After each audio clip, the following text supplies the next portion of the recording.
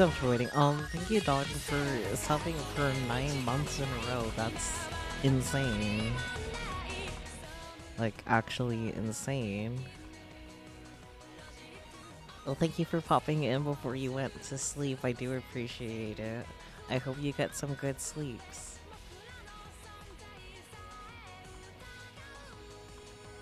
Ah.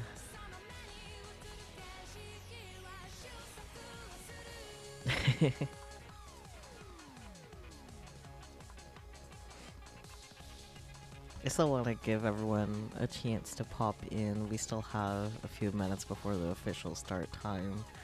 But I couldn't help but not say anything about Dawn subbing for 9 months in a row, because that's actually insane.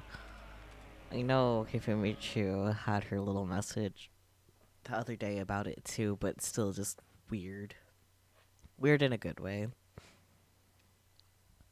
I was gonna say something a little bit faster about it, but apparently my headphones need to be charged, and I didn't realize it, so only one of them has charge and the other one is dead. So that's exciting.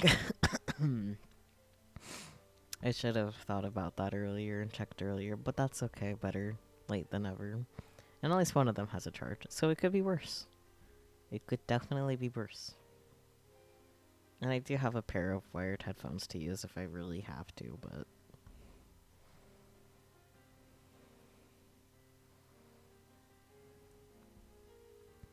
But, are you guys ready for the final chapter? It's time.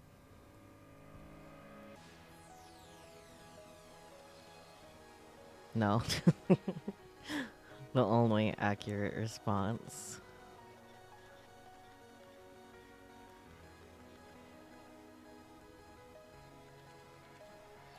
You might as well have the game up.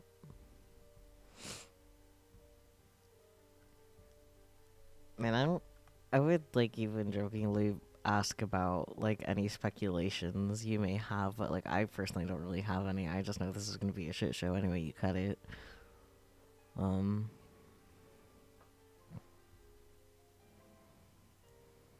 CG library.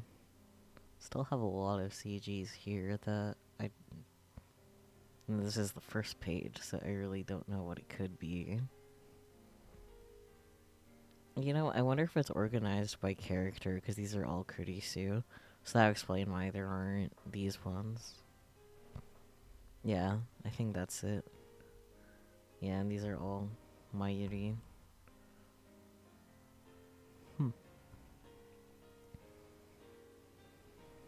Likako.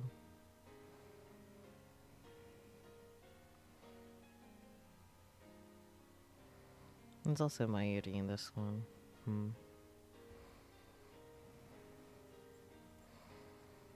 Well, this one's a full page. More Likako. Memories.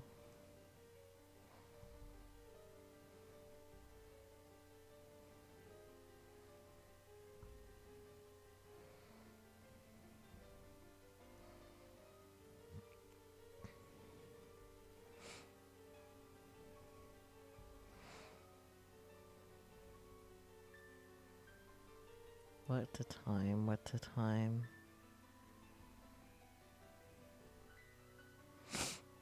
The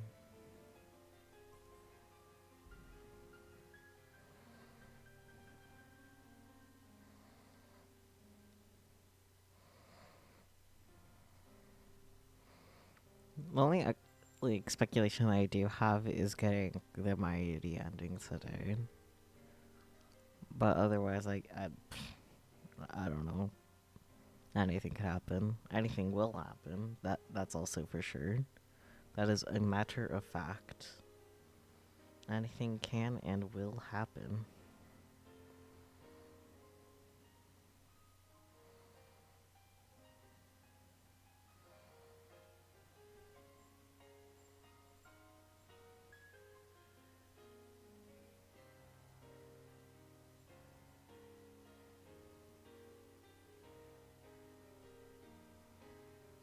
Alright, let's load our save.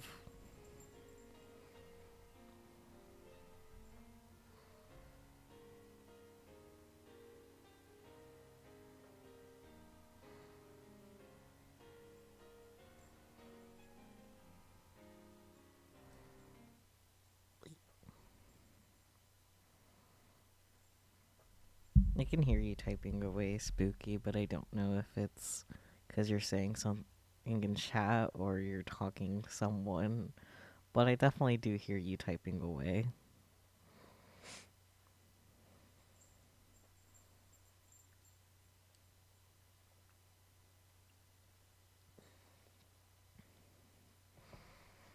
I guess I'll wait for you to confirm or deny the happenings. Because if you're typing out a paragraph, I want to read that paragraph before I start reading story.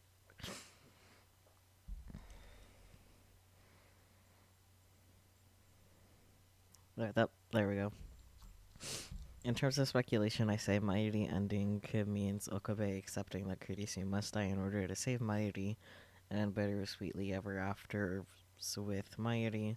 Kurisu ending is similarly to the other girls' endings, Okabe accepting that Mayuri must die and bittersweetly ever afters with Kurisu.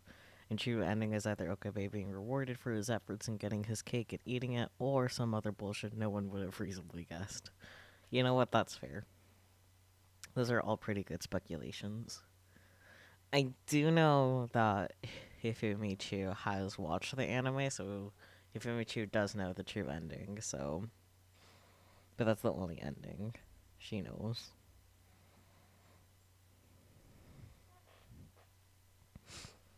So it'll be interesting nonetheless.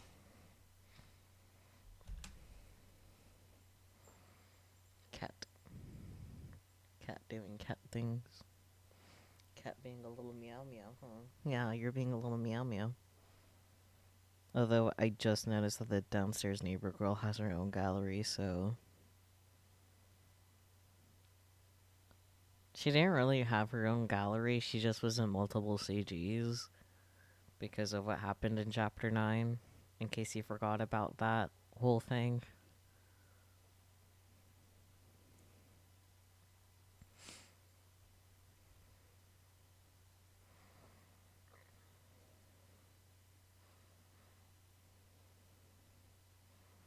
Like, I can go back.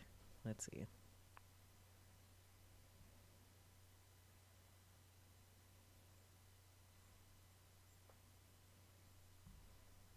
Back to title video. Yeah.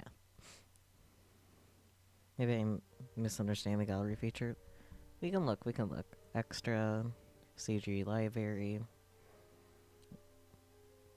Like, there's these two. So, like, it could be more of her, but could also not be. Yeah, because there's two versions. Like, I think that's what you were thinking. But there's also, like, this CG that's here, too, you know?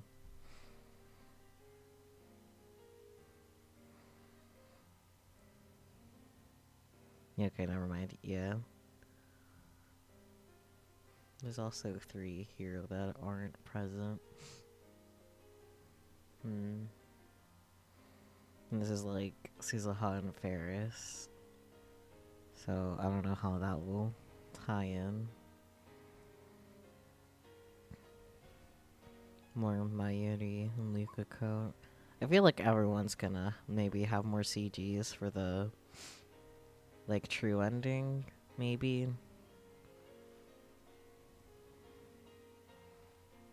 Yeah.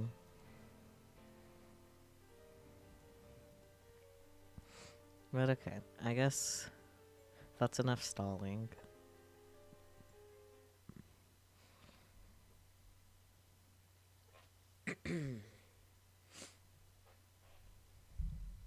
I thought that I had found the solution, that everything would be alright.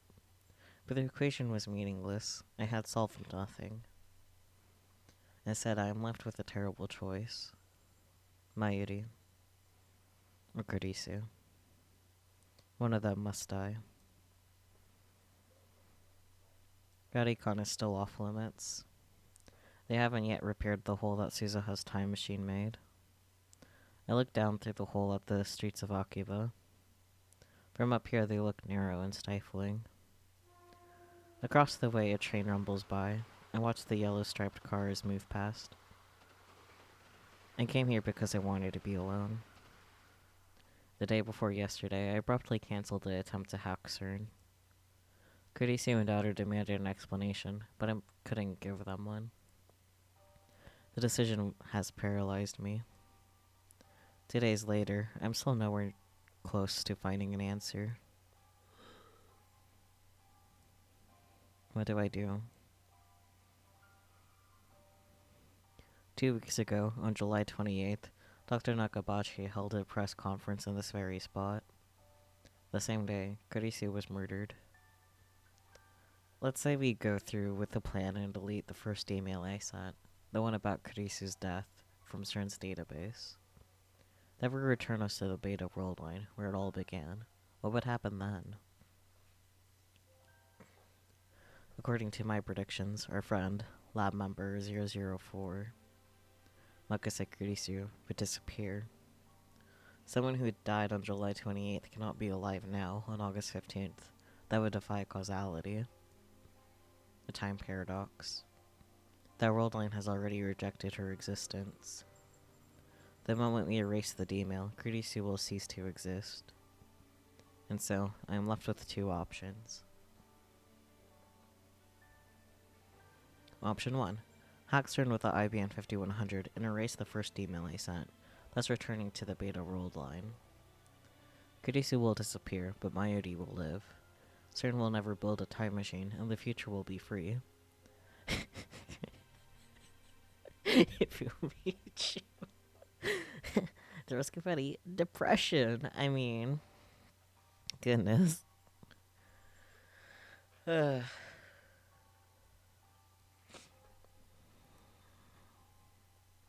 Option 2.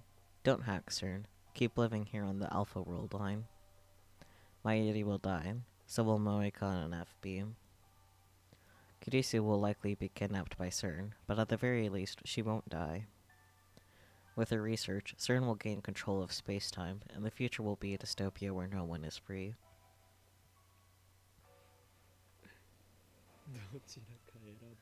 And I'm supposed to choose. Ridiculous. I choke out a laugh. How am I, of all people, supposed to make that choice? There's no way. I don't really care about the future, whether it's free or ruled by CERN. I know I should care. Suzuha entrusted her wish to me. Doesn't that make it my responsibility? But still, it doesn't seem quite real. 20 years is a long time. Right now, only Mayuri and Kurisu matter. I must choose which to save. If I had been given this choice back on July 28th, before this all started, I probably would not have hesitated to abandon Kurisu and save Mayuri. But it's not July 28th, it's August 15th. I spent 2 long weeks with Kurisu. She's one of us now, an integral part of the lab. And as I leapt through time again and again, she was the person I relied on most. Always calm, always thoughtful, always ready with a new hypothesis, always there to give me a push when I needed it most. I wouldn't even have the time link machine if not for Kurisu. It's thanks to her that I made it this far. After all she's done for me, there's no way I can abandon her now. But nor can I let Mayuri die. Everything I've done, I did to save her. I would give anything, even my own life, to see her safe. More than anything, I want her to live. No matter what, I won't let her die.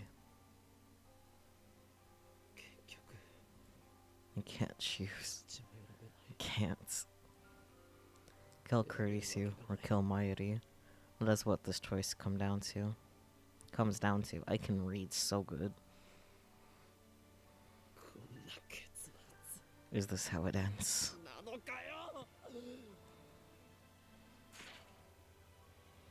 I drive my fist into the wire fence.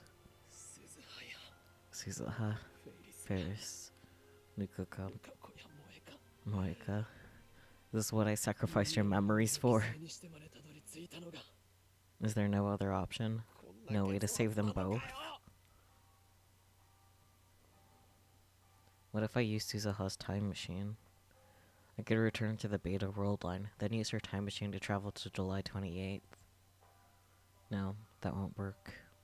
The reason Suzuha left to 2010 was to prevent CERN from creating a dystopia that only occurs on this world line. On the Beta World Line, which will have no reason to leave to 2010, Suzuha's time machine won't exist, so I won't be able to use it. Just send Kurisu to this timeline. We can be tsundere science waifus together, oh dear. Alright, then what if I send Kurisu a warning via D-mail? It could say, don't go to Dr. Nakabashi's presentation. No, that won't work either. Remember, causality converges. Kurisu's death is inevitable on the Beta World Line, just as Mayuri's is inevitable on this world line. No matter what I do, fate will ensure her death. There's no way. I slowly sink to the floor with my back against the fence. I can't save her. I'm powerless against the will of fate. What should I do? What should I do?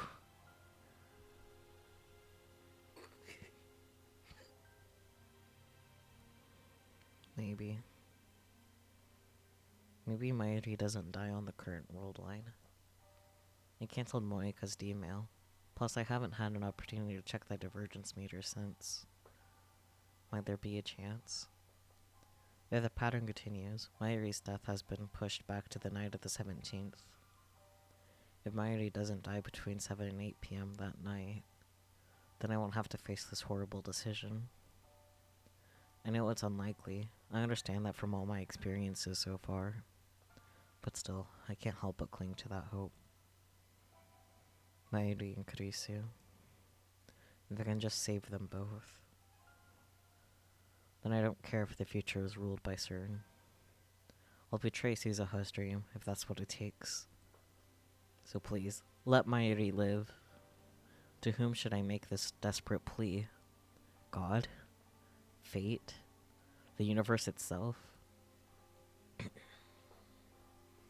Either way, I am just one insignificant human among billions. Will my prayers truly reach?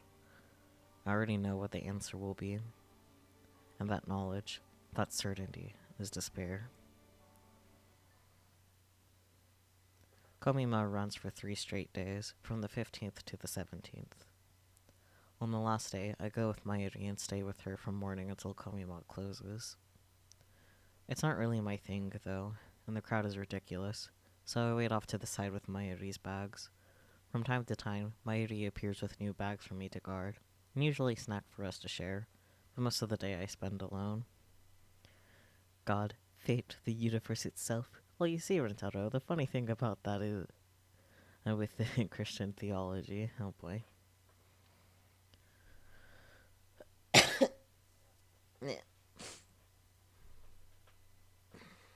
To some extent, I'm here to escape reality, to empty my mind and forget my fears.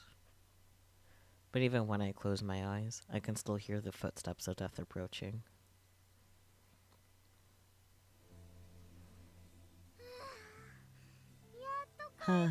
We're finally home. Cute.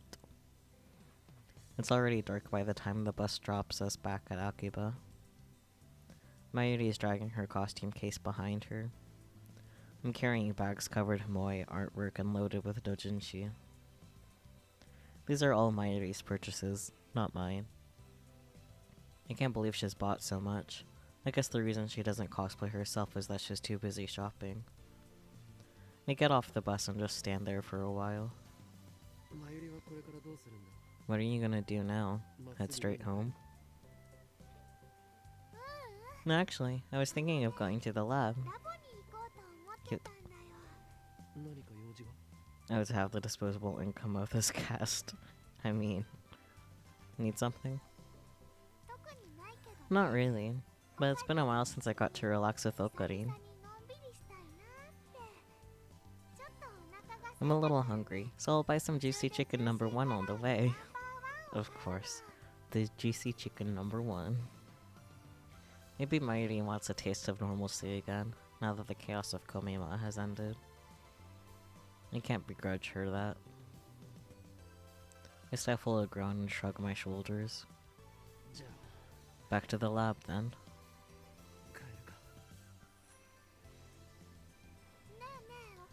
Hey, Okarin, why did you come with Mayoshi today? You've never come with me to Kamima before.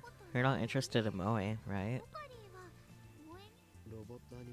I like robot anime. Oh, Gundam? But not so much so that I'd line up early in the morning for Kamima each year, like Daru and Mayuri do. So why did you come with me today? Well, to confirm your death. Yeah, don't actually say that. Those words pop into my head, but I quickly shake them away. Why am I so set on Mayuri dying? I want her to live, remember? Well, I just felt like it. You know what? Fair enough.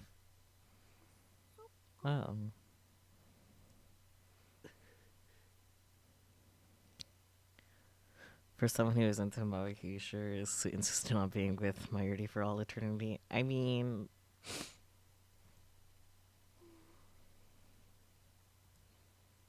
Suddenly, silence. A downhearted frown replaces the usual smile on Mayuri's face. She looks so sad. Did my answer upset her? I mean, it was definitely less than satisfactory, dude. But it's not like I could tell her the truth. Come up with something. How do you tell someone they're going to die? Lukako. I frantically tried to smooth things over. I thought maybe you'd manage to get Lukako to cosplay, so I came to laugh at him. Too bad he didn't come. Sarcastically, duh. It's like, oh, just to check if you're gonna die, you know. Yeah, Luka-kun would be super popular if he did come, though. People would take his picture and post it all over the internet. Then everyone in the world would see how cute he is. Flirting, but make it about someone's impending doom. Stop. And after he became a superstar, Maeshi would see him on TV and think, wow, he's gone so far. It's scary because it's true.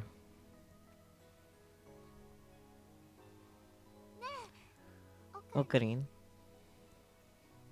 Suddenly, Mayuri turns around and peeks at my face as she walks backwards. Thank you for today. Cute. Spooky. What Gundams are these? I'm sure you know what they are. Man, she is so dead. Zip it. Talk about the dumb Gundams in the background. Not that. Look at her cute little ooh face. Why are you thanking me? Well, like I said, this is the first time Okarin's ever come to Komima with me. It made Mayushi really happy. Yes, Mayuri's permanent. Ooh, cute. Adorable. Smile finally returns to Mayuri's face. But you know what would make me even happier? If you cosplay next time. Who would rent out our cosplay? Oh dear.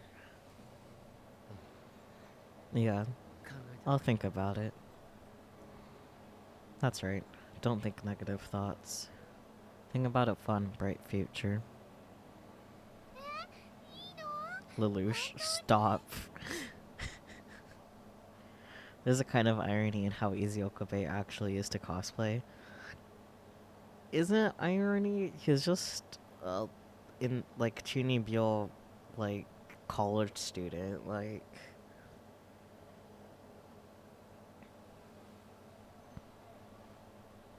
Really? You'll cosplay for me?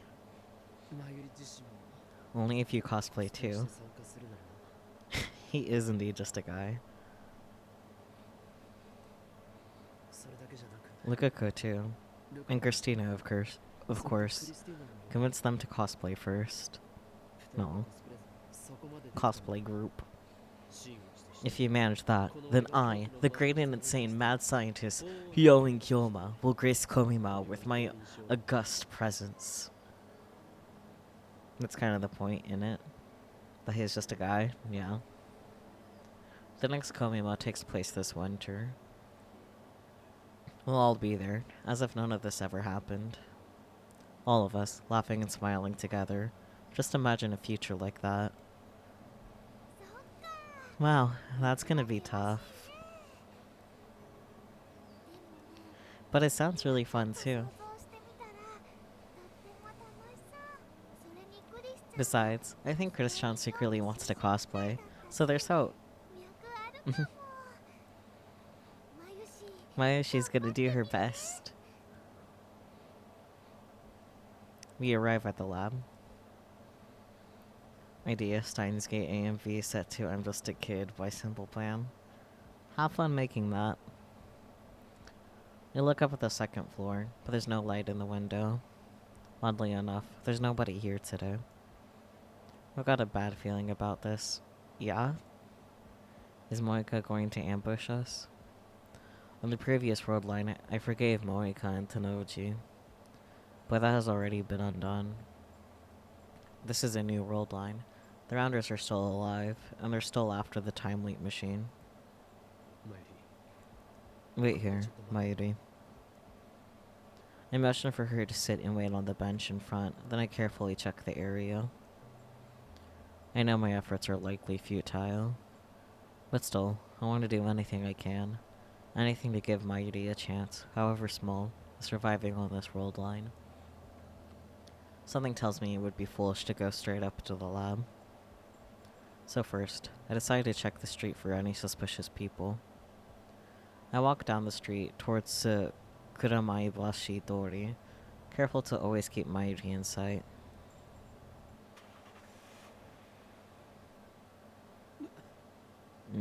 Car sound. Meow, meow, meow. What's with the meows? Hello.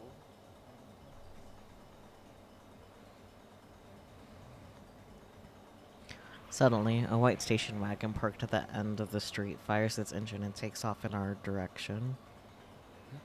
What? I can see clearly through the front window. The man in the driver's seat is unfamiliar. Is it Cattle Clock? Unfortunately, he is just being a little meowster. But I have seen that station wagon before. It's the same one Moika used to run us over on a previous world line. The same one Tanoji used to transport the IBM 5100. And now it's bearing down on me at full speed. I'm in the center of the road. There's nowhere to run. The station wagon flips on its high beams, instantly turning my vision white. I can't move. It's all happening too fast. I expected an ambush inside the lab. Instead, I'm facing a charging car. What do I do? I'm fine. I won't die. This road line hasn't approved that fate. No. Wait. What day is it? This is the first time I've made it to the 17th. Does that mean my death is still undecided? Will I die in Mayuri's place? If that will save her, if that will end this, then maybe it's for the best. No, I don't want to die yet. Two contradictory emotions collide in my mind. My body doesn't know which way to turn. Will I be the one to die? Yeah, I saw that coming. Okarin. Yeah. Something slams into my back.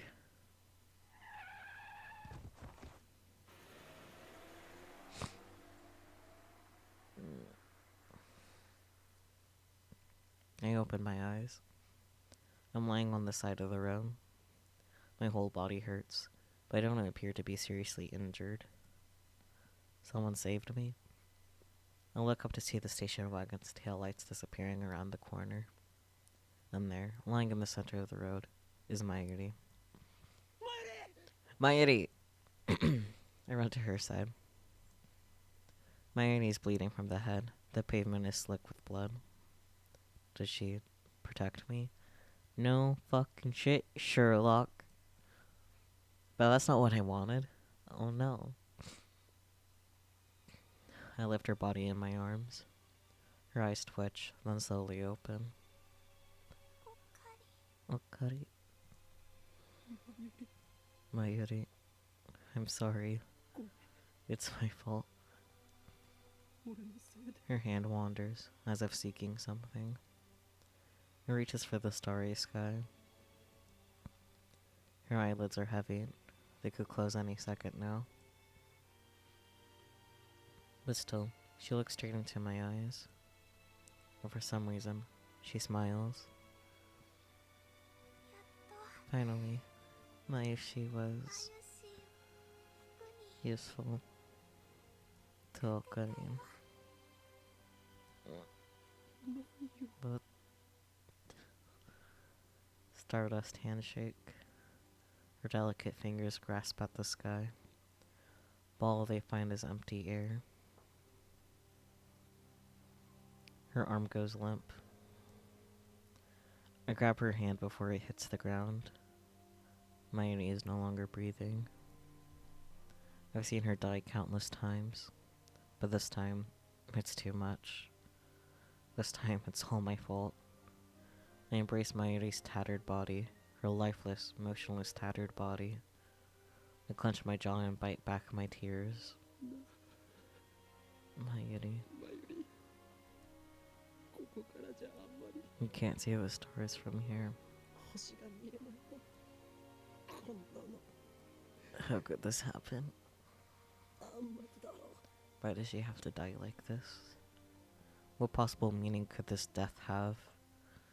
Yes, it happened because fate demanded it. Yes, her death is unavoidable, the result upon which this world line converges. I knew from the beginning that this would happen, but I never imagined that she would die saving me, and with a smile on her face. What do you mean? You are finally useful. Tell me, Mayuri. There's no future for Mayuri on this world line. And that brings me once again to the choice. Do I return to the beta world line, killing Kurisu? Or do I leave things as they are and accept Mayuri's death? I can't run away. I am the one who twisted fate. I am the one who must decide.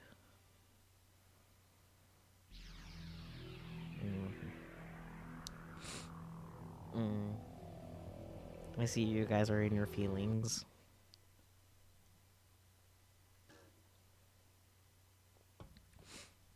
The sky is blue.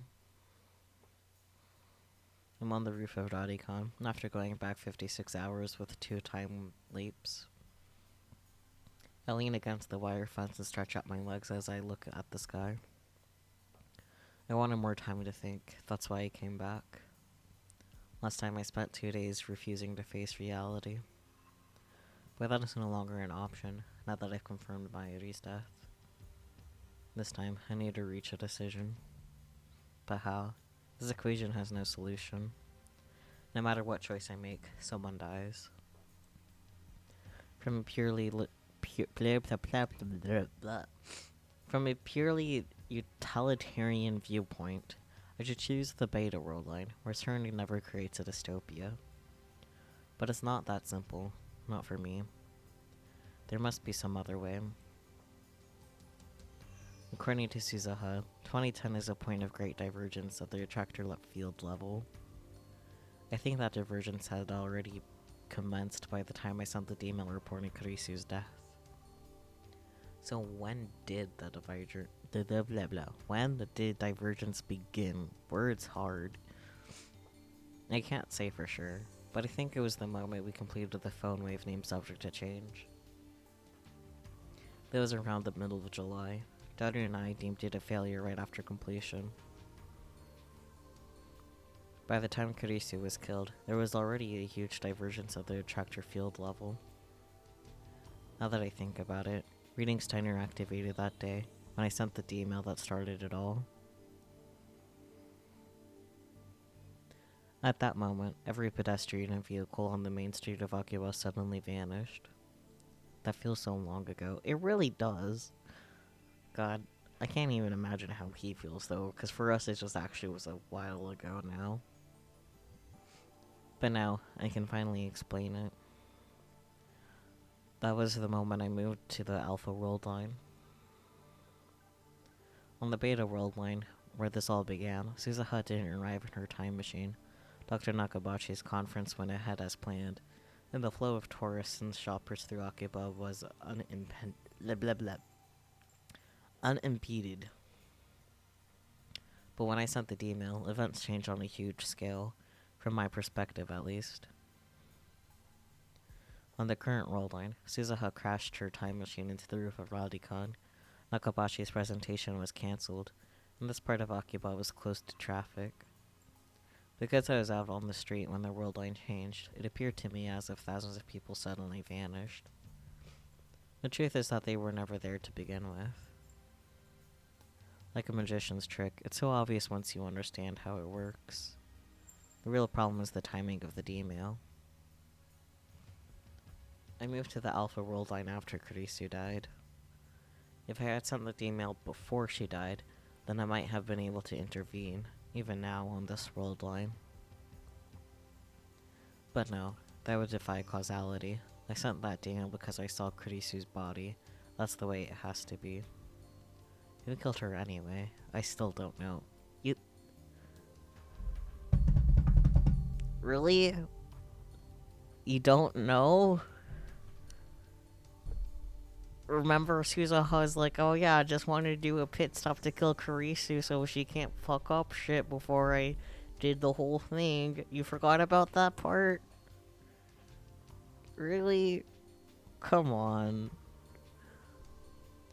It definitely wasn't suicide, no, she was stabbed. She was very much so stabbed. A stabbed death by Suzuha. Like, what? Come on. What if I identify the murderer? Maybe Suzuha didn't arrive, huh? Maybe I misinterpreted, but like, I do know that was one of her goals.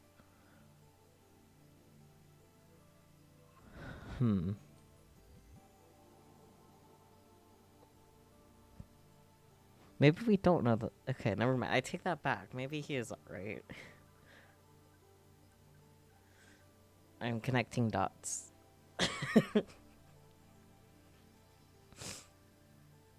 You know, like, she definitely wanted to, like, get rid of Kurisu so Kurisu wouldn't be a problem. That's why they're always at odds with each other.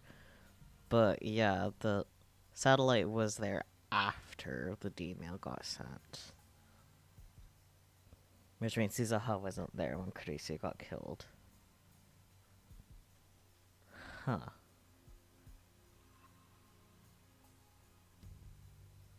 But Suzuha's the only person that would have a motive to kill Kurisu out of the people that we know of. Unless as far as I'm aware.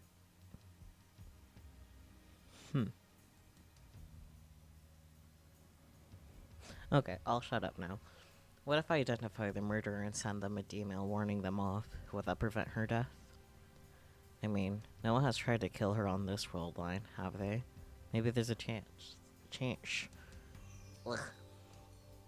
However, to send that email, I would first have to move to the Beta world line.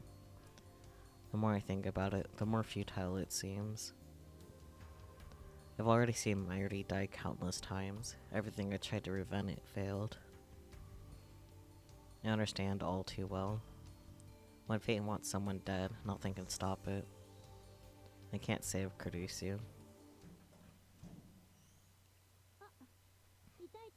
There you are. I thought I was alone, but it seems that I was wrong. I turn around to see Kurisu standing in the open door. I avert my eyes. I can't look her in the face. Not now. What are you doing here? Nothing. How did you know I was here? You said you wanted to be alone. I ran the numbers and concluded that I had the greatest probability of finding you here. Then leave me alone. You don't have to look for me. I'm not a lost little boy. Hey, is that how you treat someone who's worried about you? Apparently. Not that I'm worried about you or anything. Okay, little Miss Soon Soon. I'm sorry, Okabe, but you're absolutely a lost little boy. I mean... Right after she gets herself flustered, Kurisu sighs and puts on a serious expression. I was going to leave you alone at first. But you've been acting weird the last couple days. I mean, you're always weird, but more than usual. You look like a kid forced to eat crappy oatmeal. What happened? Nothing. Then why did you cancel the cracking of CERN? You're the one who said we shouldn't. Oh, so you're afraid of triggering arrest flags? I get it. You should praise me for obeying the law for a change. That's not like you at all. What happened to your ego? What happened to the insane mad scientist? Yoin Kyo. To hell with my ego. Oof.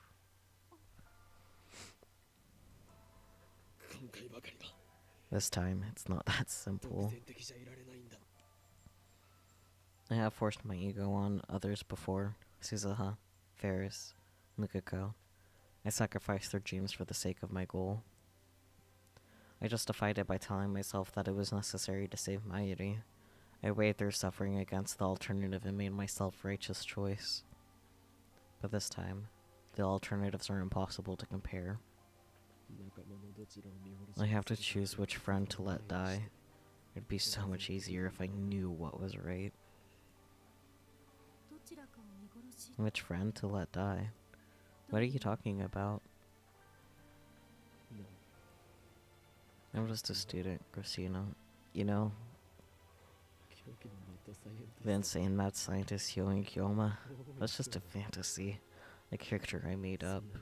I bet you had no idea. Yeah, clueless. I may have figured that out when we were first met. When we first met. What if I hadn't found Kurisu's body back then? Let's try imagining that situation. If I hadn't seen Kurisu dead, I wouldn't have interrogated her before the seminar at ATF. Without hearing me call her a zombie, she wouldn't have taken an interest in me. She wouldn't have come to the lab. Ultimately, we would have We would never have built the time leap machine, leaving me without the means to save Mayuri. And of course, Kurisu would not have become our friend. We would not be as close as we are right now. Tell me, Okabe, what do you mean? I can't meet her questioning gaze. Do I have to tell you? You've never hesitated to ask me for help before. Don't hold back now. That's not what this is about. Then prepare yourself. What I'm about to tell you is the absolute truth. And it could also be your death sentence. Literally death sentence. Yeah. Remember when I called you a zombie? Yeah, basically.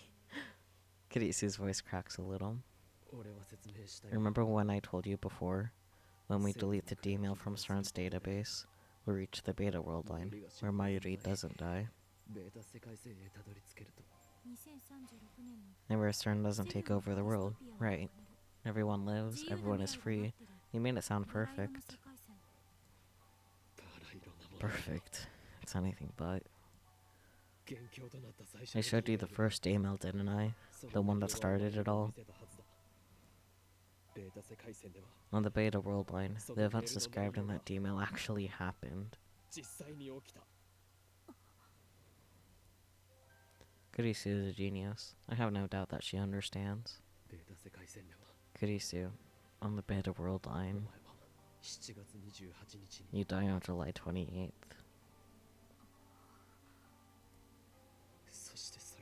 And according to the attractor field model, nothing will prevent that from happening. If I want to save Mayuri, I have no choice but to let you die.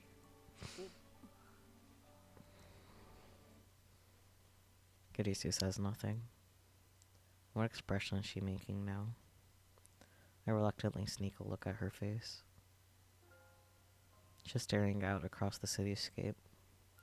Her eyes look distant. I see neither fear nor sadness in her face. She seems accepting. Kurisu is always like this. Always calm, no matter what. It's hard to believe she's younger than me. Her soft chestnut hair blows in the wind. She lifts a hand to hold it down. Hey, Okabe. How credible do you think this attractor... How credible do you find this attractor field model? Credible? It's all second-hand info from John Titter, from Amane-san, isn't it? I get that it's the accepted model in 2036. But how exactly did scientists prove the existence of attractor fields? Are you trying to say the model may be wrong? But I know for certain that convergence exists. I've experienced it firsthand. Even if they're right about convergence. What about the relationship between world lines? The moment I change world lines, everything is reconstructed. Past, present, and future. But that's just from your perspective, Okabe. Once you go to the beta world line, the me that your brain perceives will die. In other words, your perspective will have chosen the world line where I die instead of the one where I don't. However, why can't the world your brain perceives be different from the world my brain perceives? Brains. I forgot her specialty was neuroscience. So you're saying world lines are independent? Like trains, maybe. Trains? Let me give you an easy example. Kurisu takes out her phone and starts fiddling with it. If I want to take the train from Akiba to Yokohama, which route should I use? I don't know, you're a rail fan. Rail fan. Trains, yes, trains. Short for railroad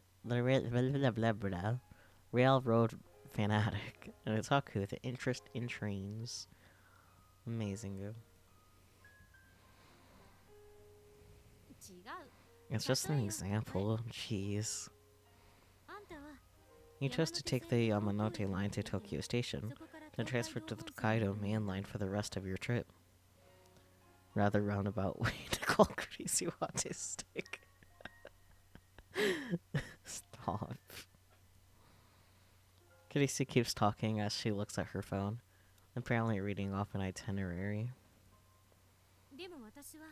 But I take the Yamanote line to Osaki, then transfer to the Shonan Shinjuku line. Another person, say Hashira-san, Hashira-san, might decide to take the Keihin Tohoku line for some reason. And Mayuri might ride the Shinkansen from Tokyo. You and I ride the same train until Tokyo Station, but from there we ride different lines, while still aiming for the same destination. And that applies to the universe? You're claiming the existence of parallel worlds? I like to use my imagination too, sometimes. But where's the proof that there's only one world? Suzuha said so. And then there's reading Steiner. In other words, no time traveler and your unexplainable superpower. But we knew Suza, huh? There's no way to prove that she was Hashido's daughter, or anything she said about 2036 either. Not without going there ourselves. And if reading Steiner is what you say, then it means that your subjective experience influences the memories of every single human being. That's completely absurd, Okabe. If it's true, then you're literally a god. But there are no gods in reality. The world doesn't revolve around you. It's just your brain making you believe that it does.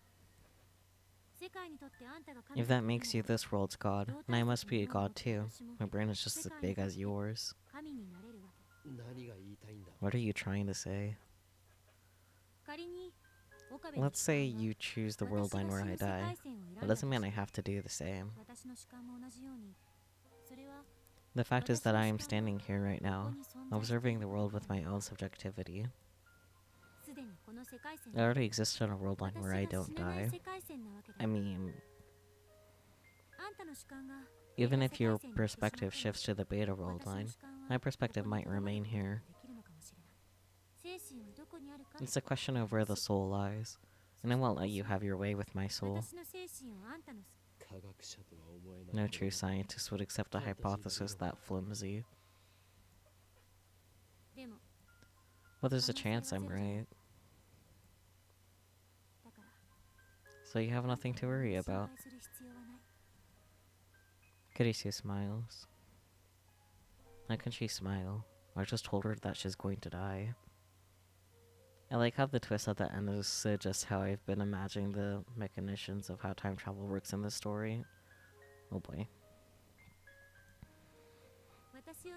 The problem is that you don't want to let me die, right? But if my hypothesis is correct, I'll still be alive on another possible world line. So there's no reason to be afraid.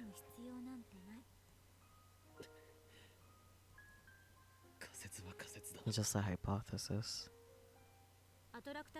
The same is true of attractor fields. It hasn't been proven, even if someone did prove it by 2036. That doesn't help us here in the present. In other words, anything is possible.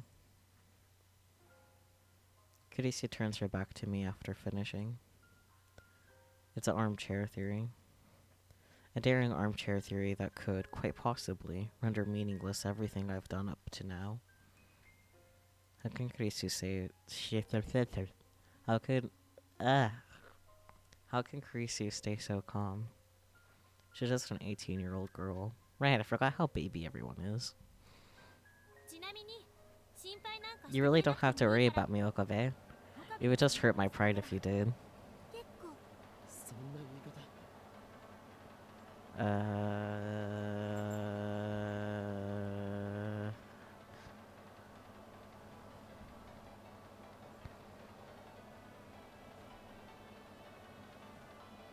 Myerty is calling.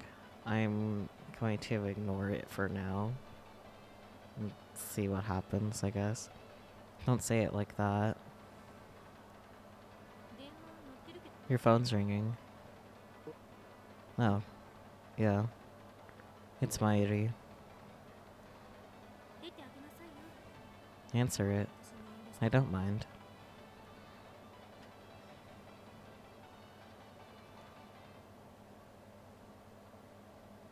The ringtone cuts off during my hesitation.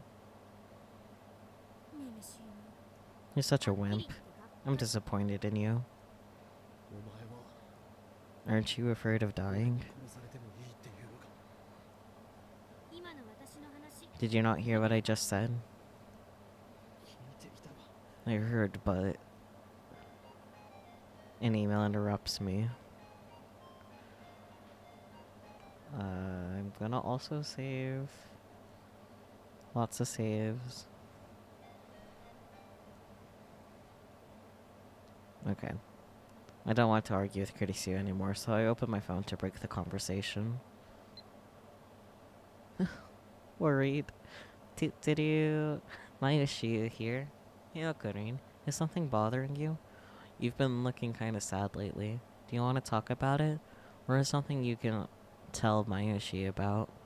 Or is it something you can't tell Mayushi about? Reading a bird. That would make me sad. If you feel like Mayushi's being a burden, then I want you to tell me, okay? No! How are you a burden? Don't say things like that, damn it. Same hat. Why is she only serious at times like this? A burden, huh? I've never felt Mayuri was a burden. Not once.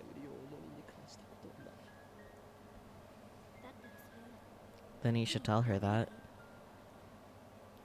Maybe it wasn't a good idea to leave Mayuri in the dark. She never looks like she's thinking anything, and yet she saw my doubt. Either way, I can't tell her the truth. Okabe. Kirishi sighs, then glares at me. With the old you wouldn't have worried about anything. Anyway, you should go see Mayuri. I'm sure she has a lot to say. She's right. Even if I don't tell Mayuri the truth, I need to at least tell her something. Ah, hiccup, why? I'll postpone my decision and go see Mayuri.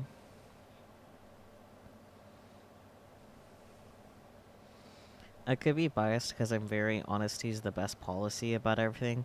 But gee, I think keeping her in the dark might have been a bad idea all this time. I mean, to be fair, it's complicated. It's afternoon on the first day of Komima, and the crowds are finally beginning to thin out. Of course, the industry booths and cosplay area are still packed, but at least I don't have to wait in line to get in. Right, their conversation about cosplay didn't happen on this world line. I've been trying to get in touch with Mayuri for a while now, but she hasn't responded, oh no. I checked with Daru, but he hasn't seen her today either, oh no.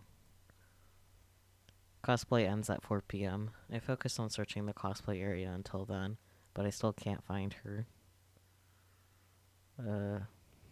Maybe she finished early and went home. I tried calling her home. No luck. They haven't seen her since she left this morning. Where is she? I'm always afraid that she'll disappear the second I take my eyes off of her. It's been like that ever since she lost her grandmother. Maybe it's just my imagination. We've been so close for so long. I saw Mayuri at her weakest and most vulnerable. Maybe that has made me overprotective. But I don't care how other people see us. I just can't leave Mayuri alone. I step into the cemetery, the final resting place of Mayuri's beloved grandmother. When was the last time I came here? For about a year after Mayuri became my hostage, I periodically accompany her here. But I don't think I've been here since I entered high school, so it's been about 3 or 4 years. As I get closer to Mayuri's grandmother's grave, I begin to hear a voice. It's Mayuri. I'd recognize her voice anywhere. It sounds like she's talking to someone. I approach quietly. Hey, Granny. Mayuri is standing there, talking to the grave. What a relief. She hasn't disappeared. I decide to watch silently from a short distance away. I've been having scary dreams lately. For a second I wonder if she's learned to commune with the dead, but no, she's just talking to herself. In my dreams, bad things keep happening to me. Like someone shoots me, or a car hits me, or I get run over by a train. What? don't tell me. It's so real. It hurts so much. And I feel so sad. And I try to call for help, but nothing comes out. Why do you think I'm having these dreams? Does she remember her deaths? All of them? Is she inheriting memories like I do? And, you know, they always end the same way. Mayushi's crying, and Okarin comes to save me.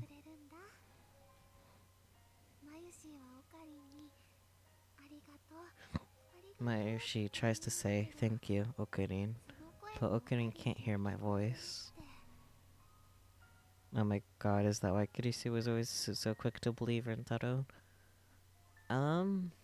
I don't think so.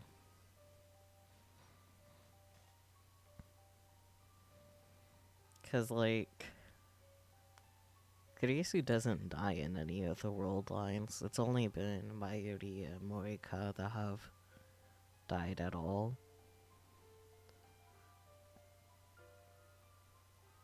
Yeah, cause when they were, like, attacked by the Rounders, they just collected Daru and Kurisu. They couldn't kill them. Cause they're needed for the, like, project, like, the certain things. So...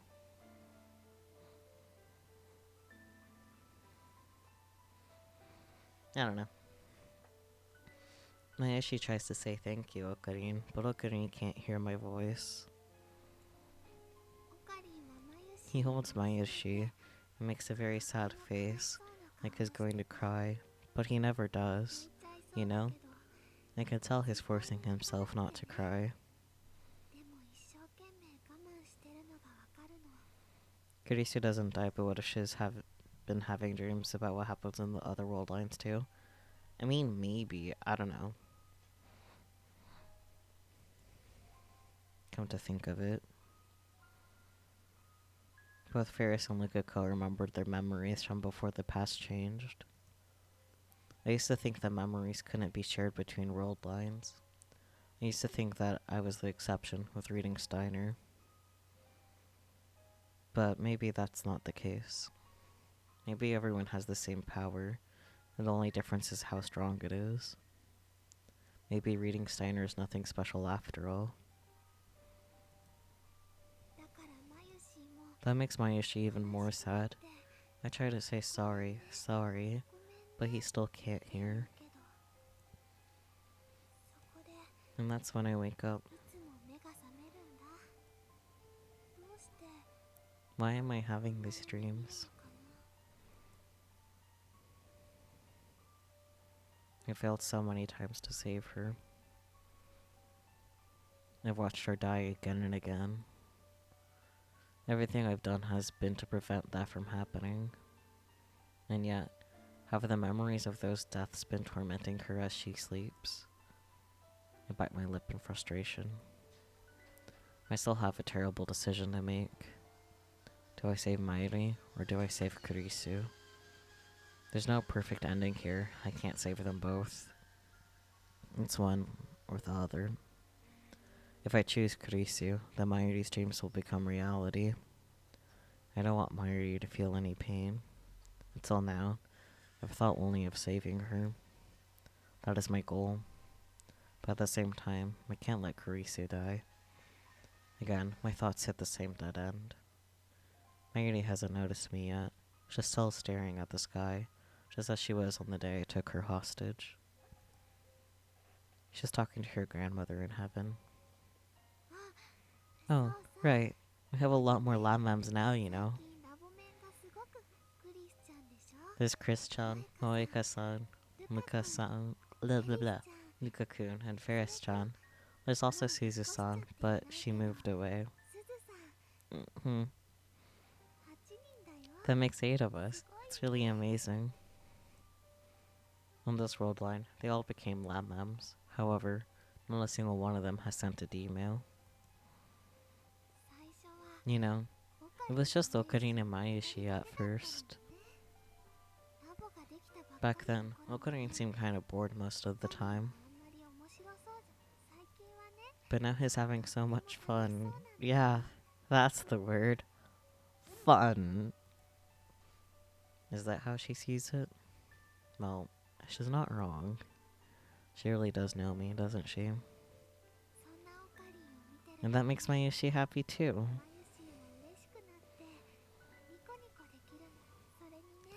It's so busy, but it's really exciting. Especially now that Chris-chan is here. She's really smart, you know. She got a paper published in a famous magazine. Mayushi really admires her. She even made a time machine. Oh, but can't forget Okarin and Daru can help too. Then Mayuri falls silent. Her gaze becomes distant. She stands still and looks up to the sky. What could she be thinking? But you know, sometimes I remember back when it was just the two of us. When Mayushi had only just become Okarin's hostage. I had to go to the lab after school, but Okarin wouldn't be there, so I tidied up the room and decorated it with cute things. Then Okarin would finally show up a little later. Mayushi would say welcome back, but instead of saying I'm back, Okarin would say good work, like a big boss or something.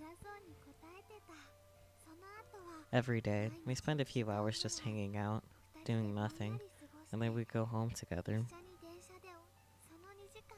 We didn't talk much, but it wasn't bad. We were just there, together, you know?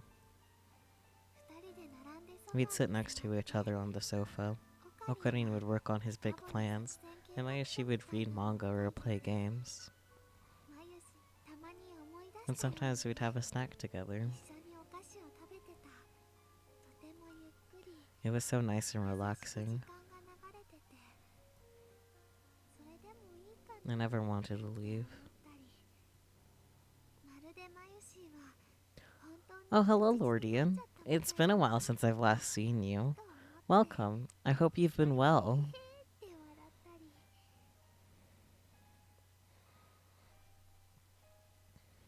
I started feeling like a real hostage, and I laughed to myself. Then Okarin would turn to me and say, I remember. It was 4 months ago, still spring. The lab wasn't as lively as it is now. It was an isolated bubble of slow-moving time. Did something good happen? Yep. Well, not really, but kinda. Nah. It must have been an illusion. We could be under attack from Illusion Conductor, one of the organization's feared agents.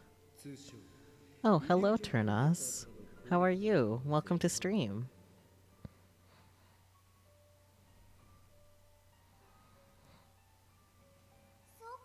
Oh, gotta be careful then. But you know, I'm sure that Mr. Illusion Kid Hugger, Conductor. Thank you. Conductor, not Kid Hugger. God. I'm sure he's not a bad guy.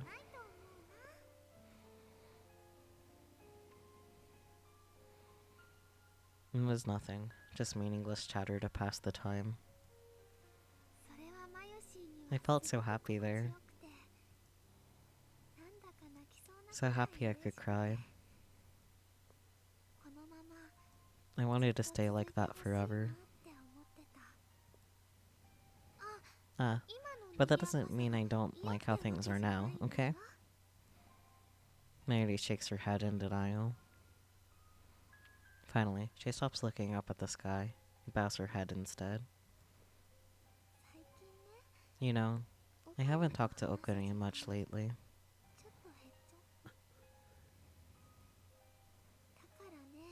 Maybe she's getting a little lonely. It's true. I haven't had time to talk to her lately.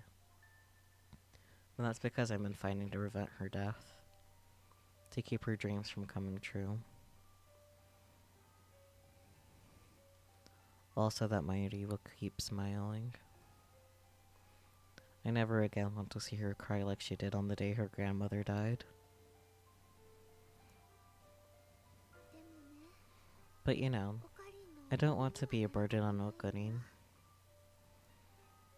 That word again. Burden. I've never thought of her as a burden. She's just one big nuisance, isn't she? Granny? Marie lifts her face once more. I can't stay like this forever, can I? Of course you can. Huh? When I finally speak to Mayuri, she turns my way with a surprised expression. Her face is so soft, so innocent. Slowly, her lips curve into a smile. It's Okarin. Wow, how'd you know I was here? I always know where my hostage is. Hostage. You cannot escape my grasp. Not ever. No. But don't wear yourself out, okay? Mayushi's a little worried.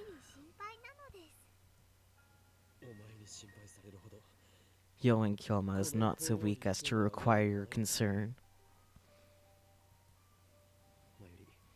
When the time comes, I'll tell you everything.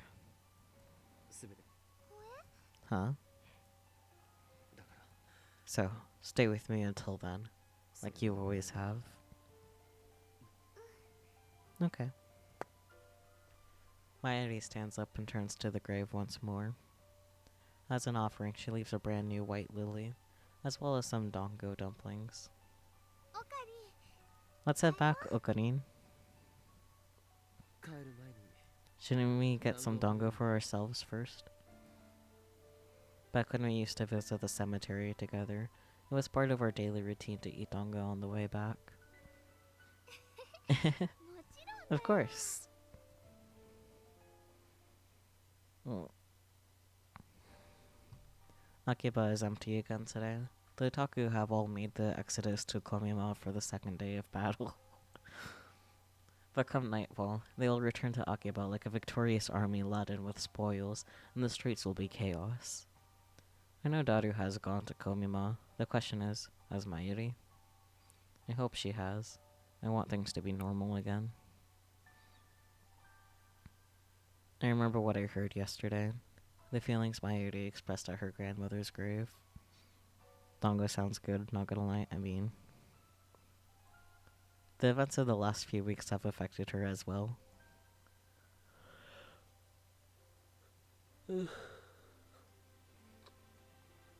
After I escorted Mayuri home from the cemetery, I spent the whole night racking my brain for a third option, a way out of this mess. My thoughts were a jumble, ideas coming and going too fast to judge which were right and which were wrong.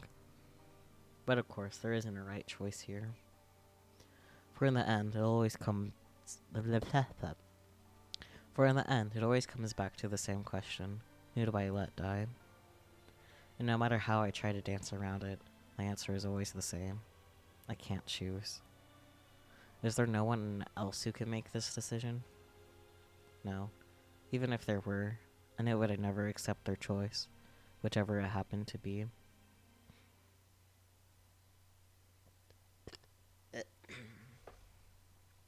Once again, I'm heading for the roof of Radicon.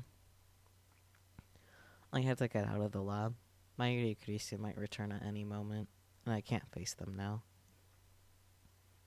I look up at the sky. The clouds are dark and heavy. It could start raining any minute now. I thought that I was alone, but someone was here before me. Kurisu is lying on the middle in the middle of the roof, arms and legs spread as if making a sound. Why can't I read? As if making a snow angel. The image of Caricio and a pool of blood flashes through my mind. Is she alright?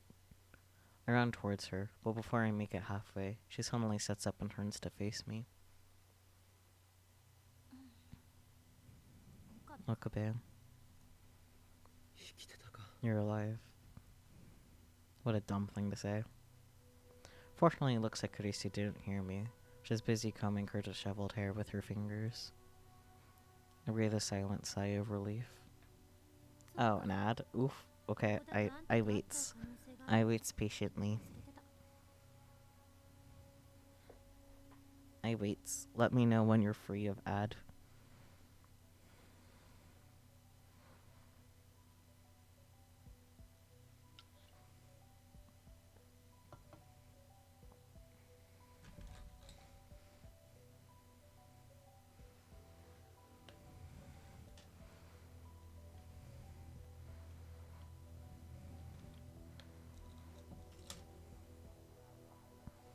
Back? Okay, perfect.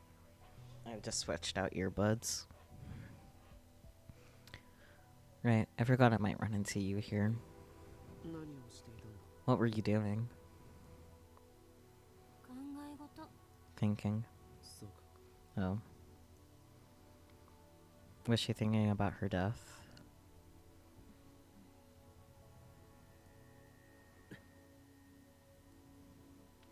I don't know what to say, so I keep my mouth shut. Kurisu appears to be in the same boat. She's staring at the capsule toy dispenser in the corner, her face wearing the usual frown. The awkward silence drags on. When you think about it, Kurisu's fate rests in my hands. My decision will determine whether she lives or dies. Her fantastic hypothesis yesterday was a desperate attempt to construct a scenario where she doesn't die. Even if she believes that her theory is correct, it must be difficult for her to avoid imagining her own death. I force a smile. I'm getting really uncomfortable here. It looks like I'm in your way, so I'll just go. Oh. Okay.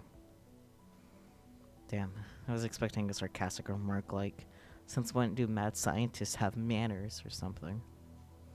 Just then something cold lands on the tip of my nose. When I look up, raindrops start landing on my forehead. An evening shower. It's only gonna get more intense, and quickly. Kurisu hasn't moved a muscle. A terrible day for rain. No, stop. She's just standing there with her arms folded, staring at the ground as if she doesn't notice the rain at all. Hey, it's raining. Huh? Oh, yeah. She's acting strange, like her mind is elsewhere. I knew it. She's been thinking about... Whoa! In less than a minute, the rain turns into a full downpour. Yeah, no time to seek shelter. What the hell? Kitty's scream is drowned out by the roar of the rain. What a surprise. I've been well. How have you been, Lord Ian? Once again, it's been a while, but it's nice whenever you pop in.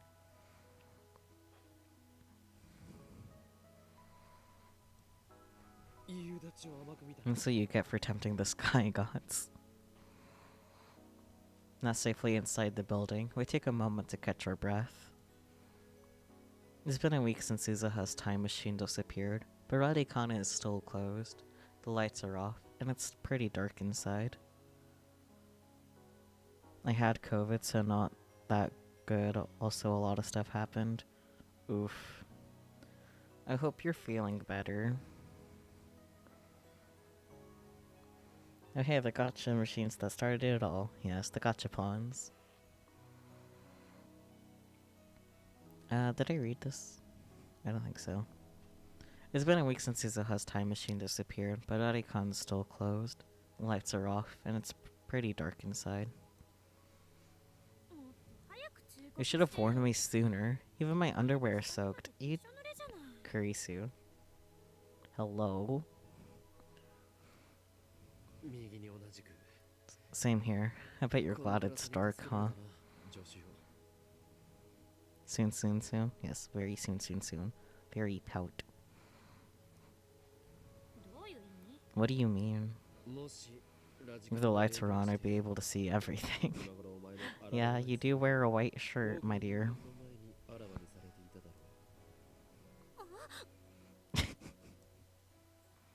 Even in the dim light, I can tell that Kurisu is scrambling to cover her chest. I forgot that you're a perv, too. You're the one who announced that your underwear was wet. Thank you. Just drop it. If you're imagining what color my underwear is, I'll kill you. Amazing. I'm not imagining anything. She's too self-conscious. But the color of her underwear, huh? Oh dear. Gotta be white. Oh dear. I'm not... Yeah, she sneezed. You guys heard that. That's good enough. Cold. I'm not stripping naked if that's what you're suggesting. Your perfect tricks won't work on me. I'd bet on black myself. Honestly, yeah. But that's neither here nor there. Let's not talk about the color of her underwear, please. Who said strip? Calm down, will you?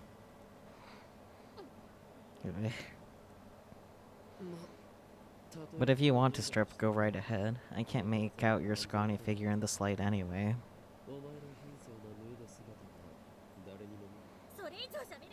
Another word and I'll make you eat your evil neocortex with ponzu sauce.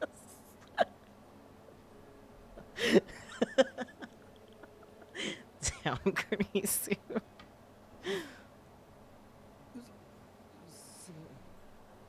I can't tell who's more soon here. Never mind. Yeah. Sorry. Please spare me that horror. Yeah. Still, these wisecracks are a welcome distraction. I do still do the cat pictures. Yep, for every Ko-fi donation over $3, I will make a little meow meow for you. They're just awkward teenagers. Oh my god, go home already. Yeah.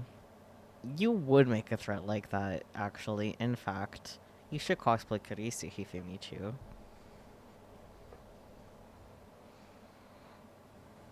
I never think of it myself, but I'm def stealing it. Yeah. Have fun stealing that. The wisecracks are indeed a welcome distraction, I agree. A storm like that shouldn't last long. Guess we'll just wait it out. I see Kurisu's shadowy form move to sit on the staircase. I sit next to her. Hey, get your own stair. I might also carry it out. Honestly, I should cost her. Yes, do it, do it, do it. You would make a really good Kurisu. What? You're the one who said not to speak.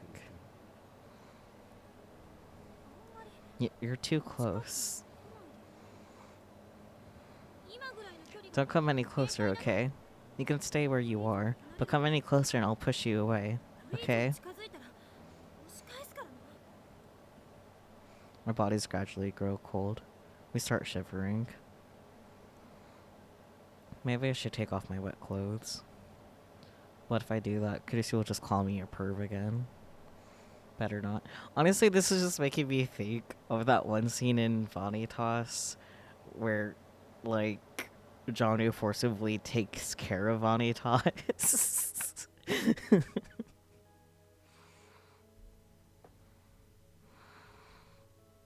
But yeah, better not. My eyes gradually adjust to the darkness. I can see Kurisu more clearly now. She's huddled up against the wall. Don't look at me. Impossible. How can you see where I'm looking? I can see clearly now. The rain is gone. Stop. Does she have infravision? What? So you were looking. Damn, she used leading question on me.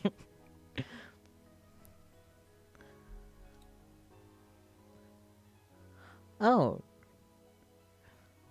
Which wallpaper did you get? Let me see. Oh, you got Ramada. Nice. He is a cute little boyo. I hope you enjoy him. And thank you so much for buying him for $4. I appreciate it.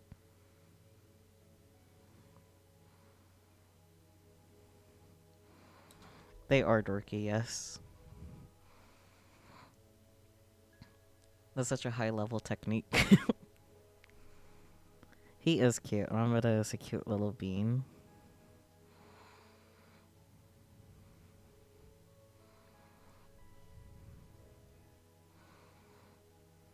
I avert my eyes from Kurisu and take off my lab coat. That's when I notice my coat is torn at the shoulder. Oh dear. Ramada is indeed a 10 out of 10 skunkle. Thank you, Hifimichu. Is that a visual novel? The current game is indeed a visual novel, yes. It is Steins Gate. It has an anime adaptation which uses just the true ending. But we are currently on the final chapter, so we have a couple more endings that we can get on here other than the true ending. So 3 more endings in 1 chapter. What could go wrong? A lot could go wrong. It's Steins Gate.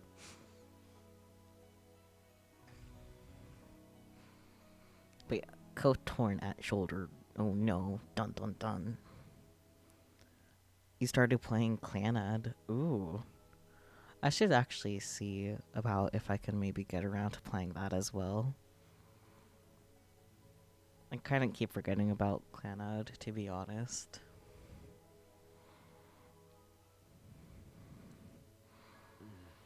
Damn. Must have caught on something when you ran inside.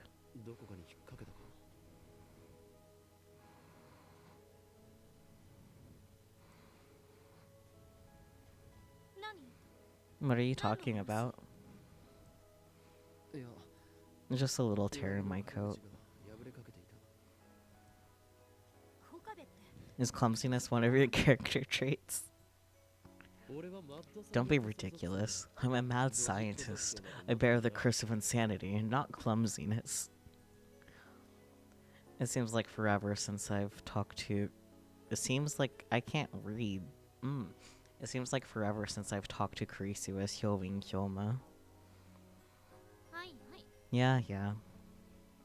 Kurisu suddenly holds out her hand.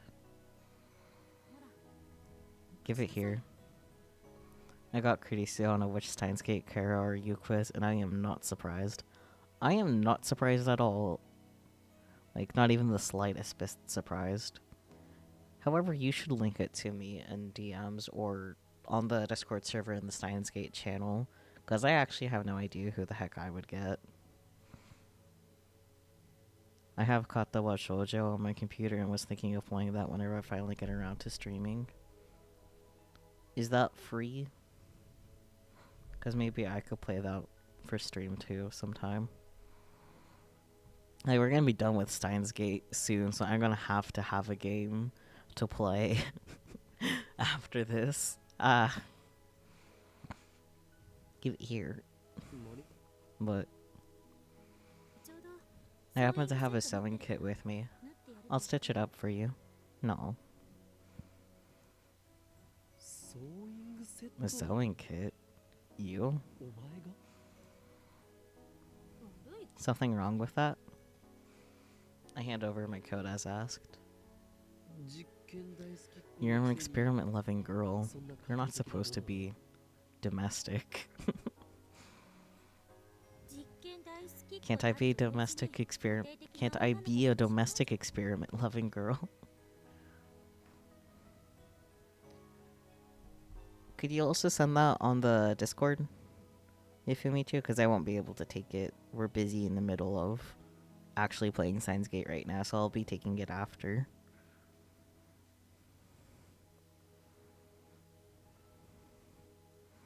Kinky? What are you saying is kinky? Oh, the domestic conversation? Is that it? Come on, Spooky.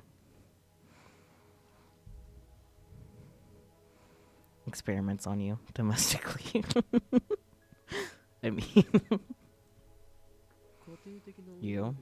Domestic? It looks so good on your phone. I'm glad to hear it. I'm happy you like your wallpaper. Yes.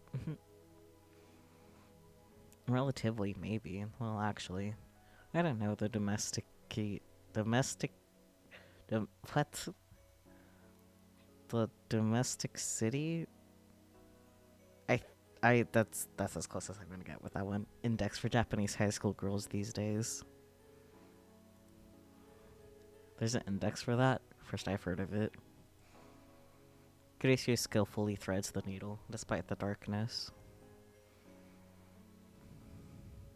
It's wet, so it's kind of hard to thread. Did you really just happen to have that on you? Get over it already. Is it really so wrong for me to have a sewing kit? It's not wrong. It just seems like you planned for this. So you're saying I brought it with me because I somehow knew your coat was gonna get ripped. Uh-huh. Ridiculous. And before you get the wrong idea. I'm not fixing your coat because I want to or anything, okay? Okay, tsundere. Nice tsundere line. Knowing the series, I wouldn't put it past Kurisu, to be honest. I mean, don't mock me. You just happened to tear your clothes, and I just happened to have a sewing kit handy when you did. It's coincidence. That's all. Coincidence. Hey, you didn't time leap, did you? So now you're saying that I went back in time for the sole purpose of repairing your stupid lab coat? Uh-huh. Ridiculous. Ridiculous. There. It's so important I said it twice. Comprendes? Not the Spanish. You're right. If you had time leaped, you would have brought a towel, not a sewing kit. Or an umbrella. What's that? Sarcasm? All you do is complain. After working for a while, Kurisu cuts the string with her teeth, then hands me back my coat. Here. Thanks. By the way, it was dark, so I couldn't really see. If it turns out bad, it's not my fault. It was dark. That's all. Oh, and I hope you like the color, because I have no idea which thread I used. It's random. Black, red, or pink. Those are the three possibilities. Let's just hope it's not pink. Oh, come on, Rintaro. Pink won't hurt you. That was a sneeze, alright. It was cute. Cold? Again. I guess. Take my coat. Just pass it back. But it's wet. Well, yeah, but...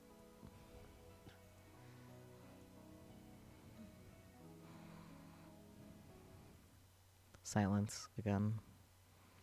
The words flow so naturally when it's just harmless banter, but 1 second of silence and suddenly we have nothing to say. It must be because of what happened yesterday. I'm so desperate to avoid the topic that nothing seems safe. I know I need to say something, but what? Have you made your decision yet? Her voice is barely a whisper, but I can hear her clearly in the silence of the empty stairwell. I look at Kurisu. She's hugging her knees to her chest, presumably against the cold. My decision. I know what she means. That's why I can't answer. You still haven't made up your mind? You like Mayuri, don't you? What? Where did that come from? Kurisu keeps staring into the darkness. It's probably just my imagination, but lately, I've been seeing things, like a strange sort of deja vu. In these visions, you're fighting to save Mayuri all by yourself. You never give up, no matter how much it hurts.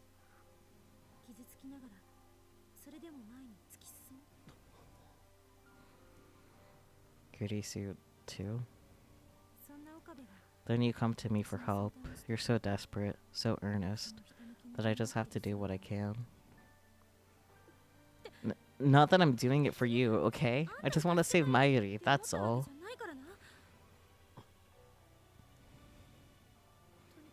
Anyway, these images are struck in my head, like memories. So Kurisu's the same. She still has faint memories from previous world lines.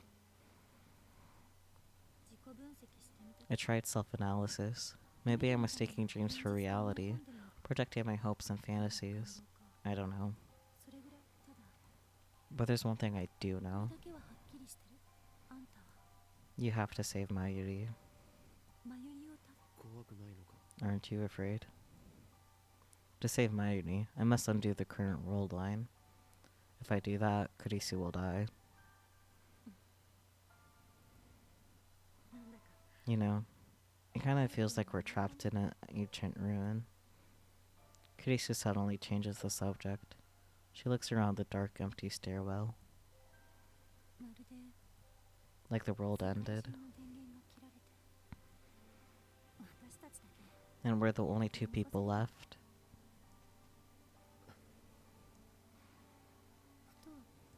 I've been thinking. Say you go to the beta world line, and everyone else goes with you. What if I can't go with you? What if I'm the only one left behind? Would the entire world become like this place? It's just a theory, but I can't help but wonder. I need to say it. I'll save you. Not just Mayuri, but... Don't make promises you can't keep. Kurisu cuts me off sharply, then buries her face in her knees. You asked me if I wasn't afraid. Of course I'm afraid. Maybe I'll disappear. Maybe I'll be left behind all alone. Or maybe only you will disappear and everything else will stay the same. The world will continue, and nobody will even know that you existed. I'll go back to America as if nothing ever happened. Maybe.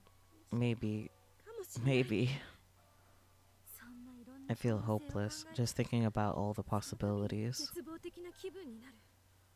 But even so, Gracie raises her head and spears me with her glare.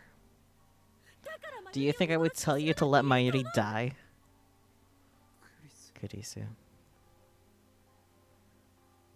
Jesus, it's cold. Kurisu grabs her own arms.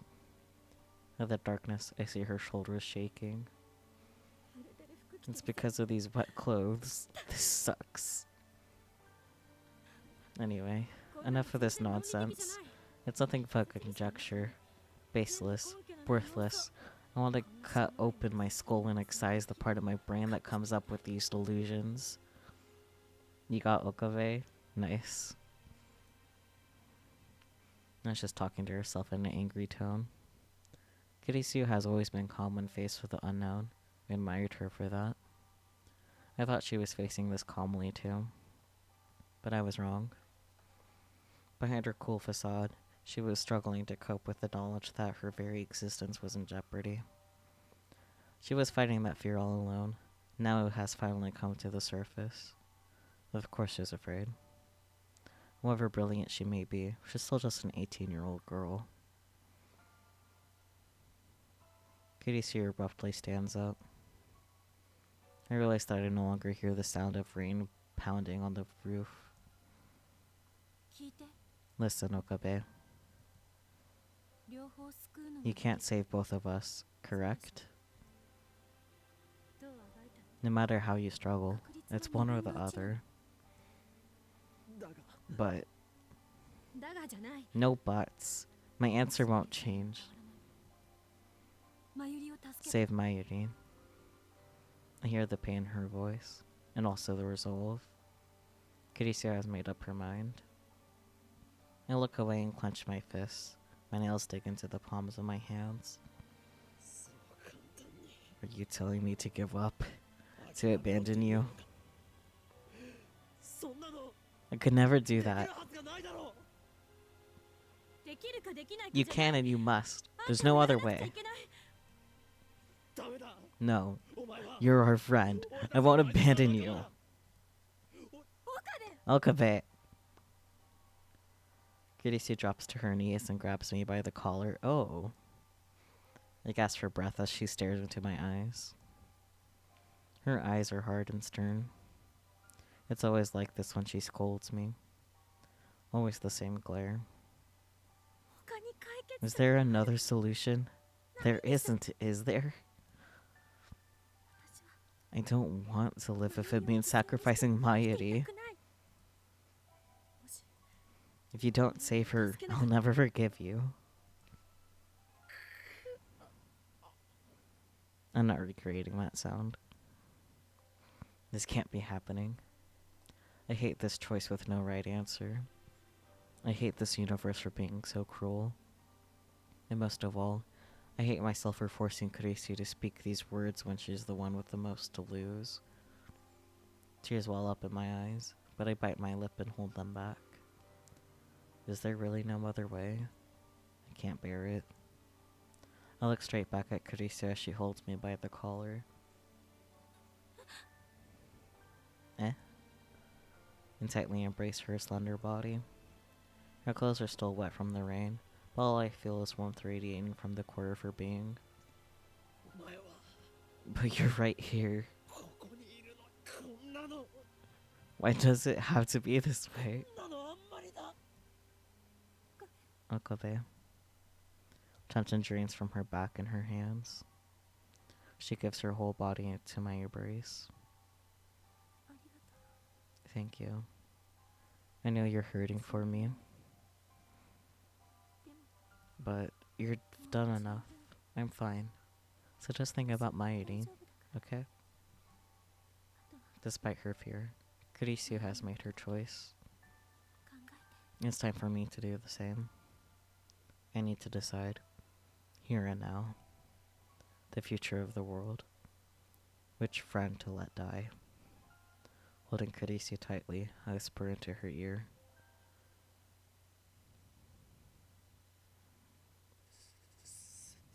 I'm sorry.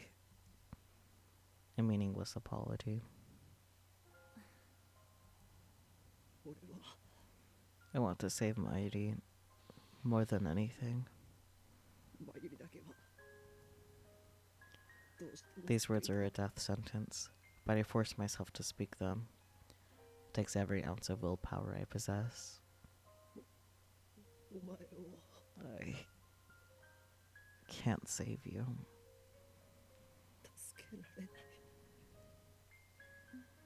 I know. When I finish, I feel as if a great blah, blah, blah, blah, blah, blah, blah. I feel as if a great weight has left my shoulders. And at the same time, as if 1,000 needles are stabbing into my heart. Kurisu weakly returns my embrace. Then she lets go and stands up. Well then, There's already a look of relief on her face. I'm heading back. Back? Where? To America? The lab, of course. I need to dry my clothes. I want to take a shower, too. In that case, we should go back together. But before I can suggest it, Kirisu beats me to the punch, as if she read my mind. You stay here and soak for a while. Understand? We can't go back together. That's her verdict. Understand?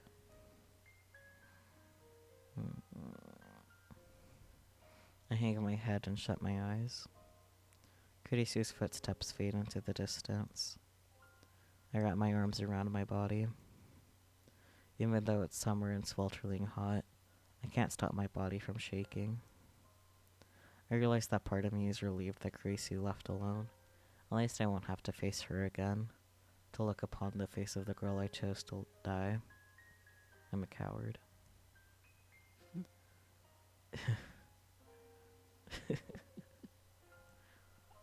My self-loathing echoes into the darkness.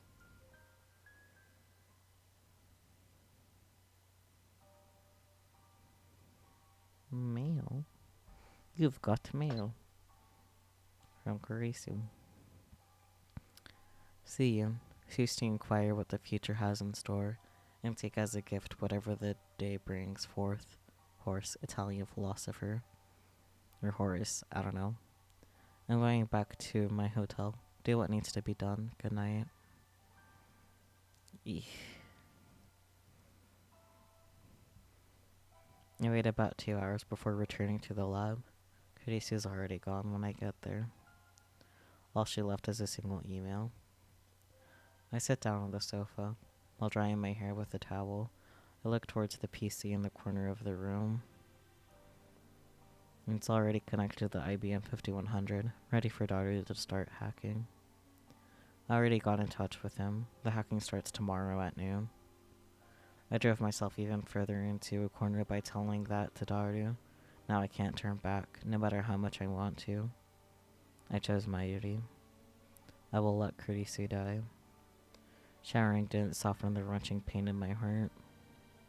In truth, I'm just riding on Kurisu's resolve. Mine is still a flimsy thing. I can't help but wonder, is this really okay? Really? Anyone here? Mayuri opens the door and enters. For a moment after she catches sight of me, she looks ready to burst into tears. But that quickly gives way to a smile. It's Okarin. What's up? Oh, nothing. I just decided to stop by. I swallow hard. Maybe I should explain the situation to Mayuri. But I know she'll feel guilty if I tell her. Mayuri doesn't need to know. Everything will be okay as long as we crack CERN's database and reach the beta world line. You know, I haven't talked much with Okarin lately. But you know, I don't want to be a burden on Okarin. Can I really let it end like this? Shouldn't I tell her what Kurisu is sacrificing for her sake? Did you take a shower? Mayuri moves behind the sofa, grabs the bath towel on my head, and starts rubbing my hair dry. No. You smell good, like shampoo. I didn't mind the towel so much, but then she buries her nose into my hair and starts sniffing. Stop that. I jerk my head away. Mayuri goes back to drying my hair. You know, I didn't go to Komi Matsuru. Why? I was thinking about Okarin. When I got to Ariake, I remembered how sad you looked, and then I thought, I shouldn't be having fun at Komima. So I turned around and came all the way back. Oh. Sorry for making you worry. Should I tell her? Or should I keep her in the dark? You know, I haven't talked much with Okarine lately. Maybe Maishi's getting a little lonely. Mayuri, how would you feel if I said I was keeping a secret from you? You mean like Okarine and Christian are actually dating? Oh dear. Where did that come from? Okarine and Christian get along really well, right? I think you two are meant for each other. No, it's nothing like that. Oh, okay. You don't have to tell me everything if you don't want to. Besides, it's normal to keep secrets from your hostage. This isn't the time for that.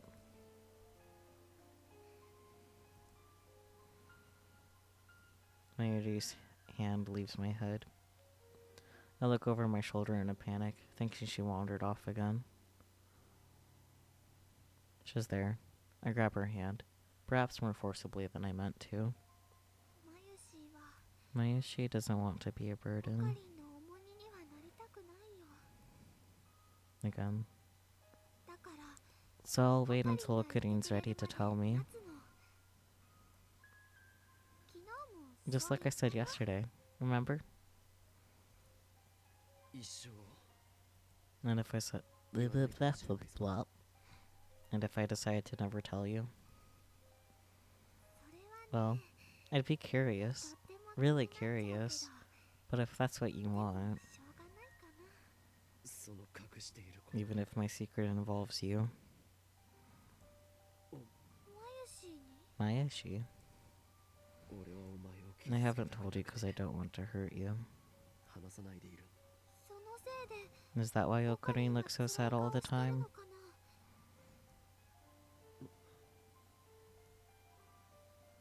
But I do want to know. I don't like it when Okarine's sad.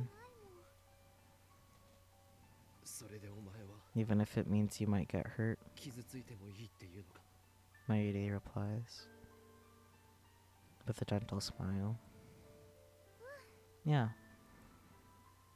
She nods without any hesitation.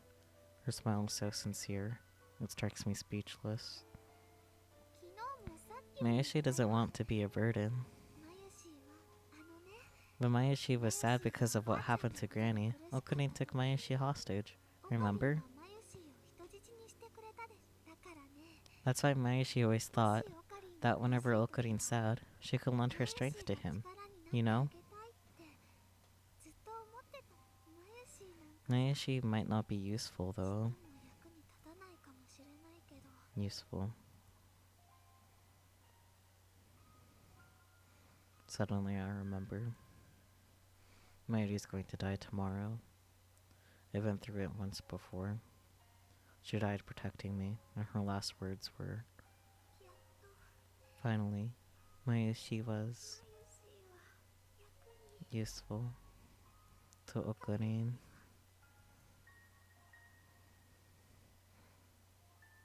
So this is what she meant.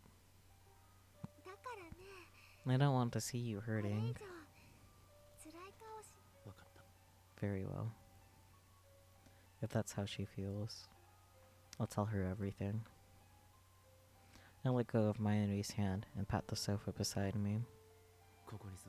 Take a seat. Mayuri does as she's told. Can I get some snacks? This is serious, remember? Oh, right. Mayuri sits up straight with her hands folded in her lap. Okay, ready. Everything I'm about to tell you is true. It's related to those dreams you had. I plan to sacrifice one of our friends for your sake. Eh? Okarin? Anxiety clouds Mayuri's face, but I ignore it and take her chin in my fingers. The switch has already flipped inside of me.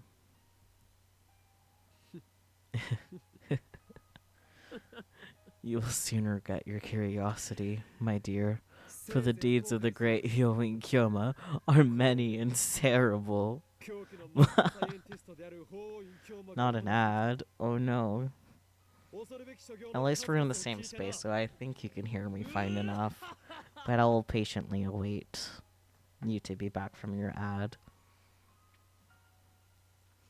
And I suppose you're right, Hifumi-chu, snacks can be for any occasion.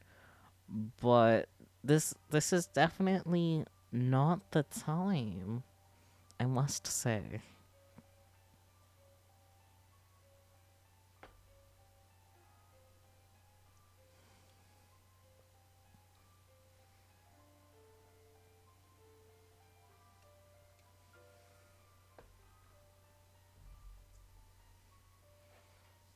Welcome back, Spooky. The amount of serotonin I get from hearing any character say Hyoin Kyoma. Yeah. Hyoin Kyoma.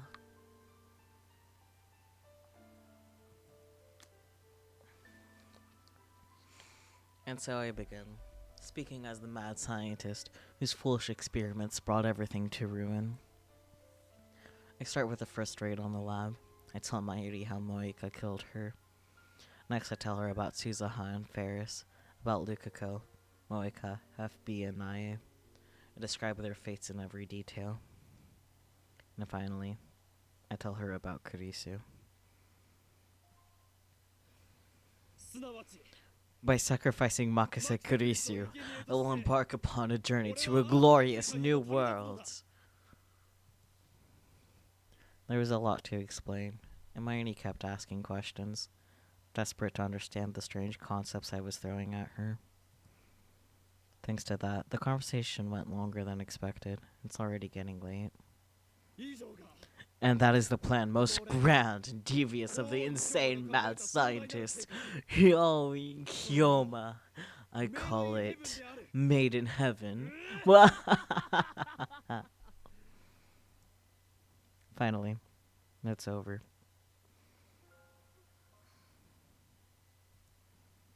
Mayuri says nothing. She's staring at her hands, which are clenched into tiny, trembling fists. She looks ready to cry any second. What's the matter?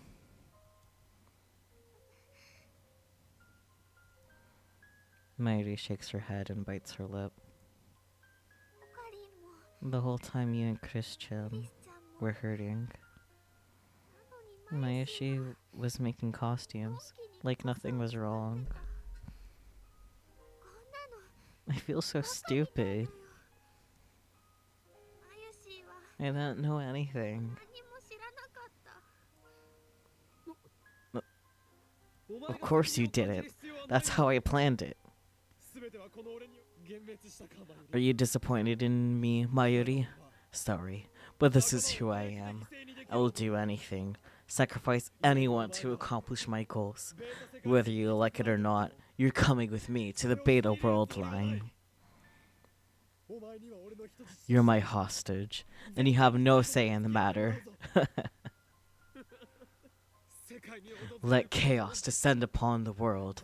That is the choice of Steins Gates. Mayuri ignores my performance. She gets to her feet and lurches toward the door. I quickly grab her by the wrist. Where are you going? I need to see Chris-chan. Please, Okarin. I have to talk to her.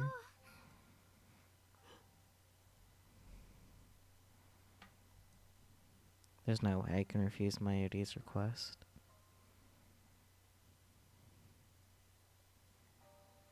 I contacted Kurisu. We arranged to meet on the UPX overpass at 4:30 in the morning. I was wondering why she wanted to meet so early, but I understand once I see her. She's dragging a large suitcase. Thanks for coming to see me off.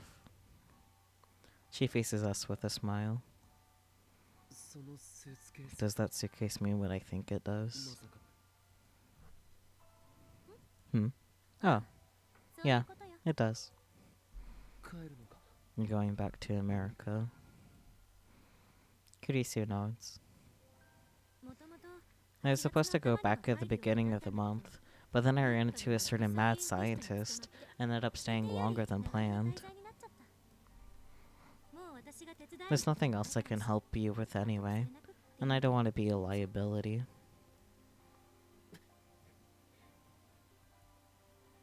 Is she doing this for me? Or is she trying to outrun her fear? It's not my right to stop her. Even if I did, it wouldn't change anything. Today, as planned, I'll crack Stern's database and move to the Beta World line. I've made my decision. Mayuri's next to me, standing still with her head hung.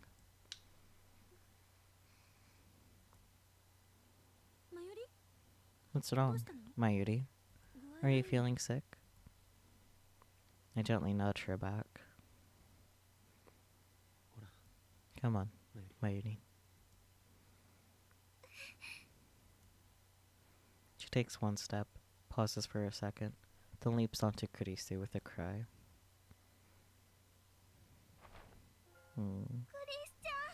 Christian. Whoa. What's going on? Mayushi doesn't want Christian to disappear. Kurisu hears the desperate plea in Mayuri's voice. She gives me a look that asks, "Did you tell her?" I silently nod. You can't disappear. Not for Mayushi, okay? Mayuri. Mayushi doesn't want to live if Kurisu-chan has to die.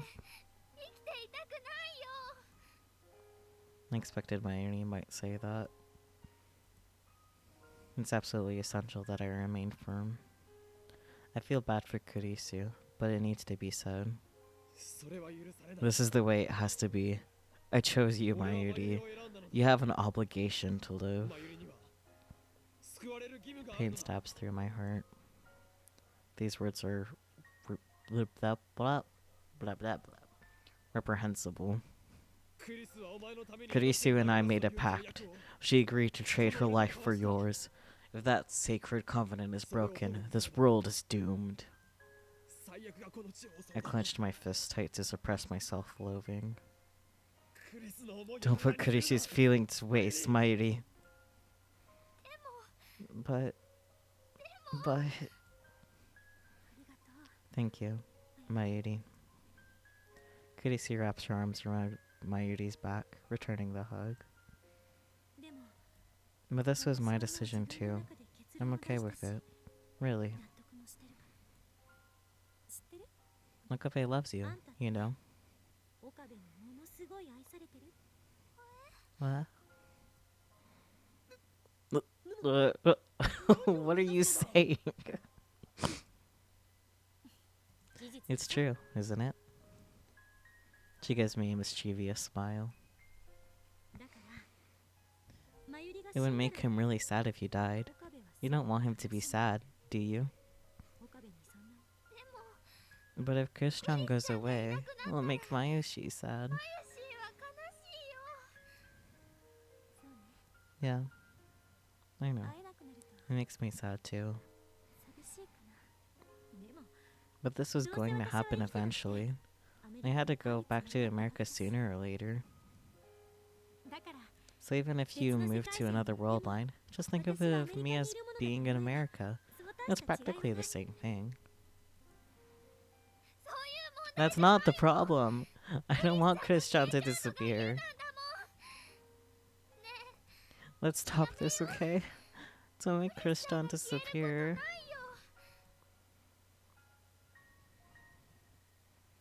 Kurisu separates from Mayuri and gazes straight into her face. You have to listen to us now, Mayuri.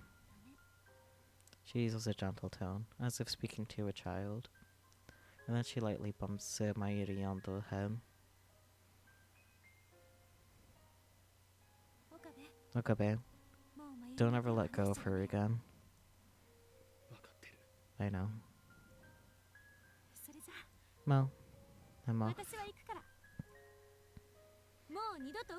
Thank God I'll never have to see your silly face again. She punctuates her insult with a smile. She's so cheerful now. A far cry from the shivering girl in the dark. To see her like this breaks my heart.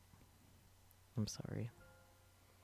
I repeat the words in my heart again and again, begging for forgiveness. Kurisu turns to go. Don't go, Christian. Please, don't go. Don't follow me. She shouts over her shoulder. Mayuri freezes. I don't want pity. It'll only make it worse. This is my decision. Nothing you can say will change my mind.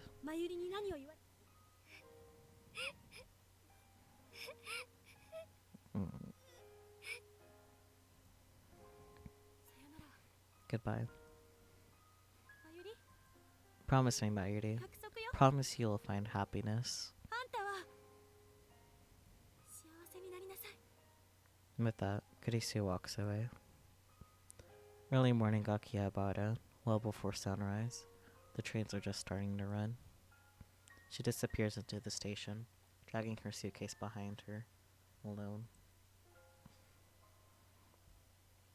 Mayuri falls to her knees, her face streaked with tears. As I approach, I hear her voice. I'm sorry. I'm sorry. I'm sorry. You have nothing to apologize for. This is my decision, and mine alone. Kurisu will disappear, for I chose not to save her. I chose to bring chaos to the world. You can't forgive me, can you, Mayuri? Then hate me.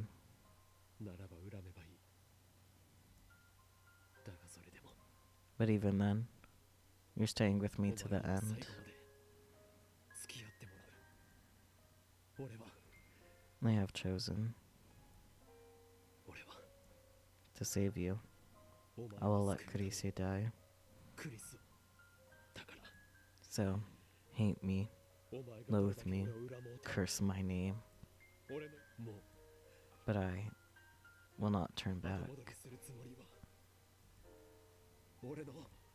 Nobody can stop me now.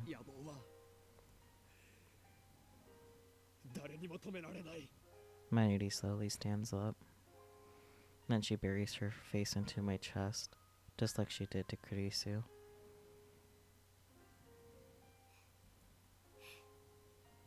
Okarin. Tell me how you really feel. How I really feel. Mayuri looks straight up into my eyes.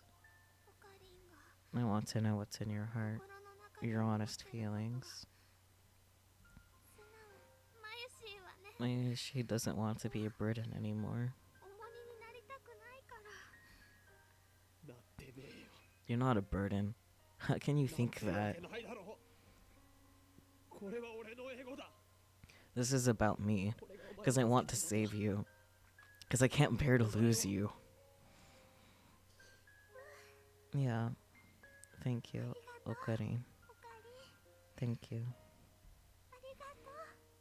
Mayuri tries her hardest to smile through her tears, but then, once again, she buries her face into my chest. I've been having scary dreams lately. In those dreams, you always try to save me. They weren't dreams, were they? You were fighting to save Mayushi, weren't you? Okanin. You know, Mayushi loves you. Mayushi can smile every day because you're there for me. Can we be together from now on, too?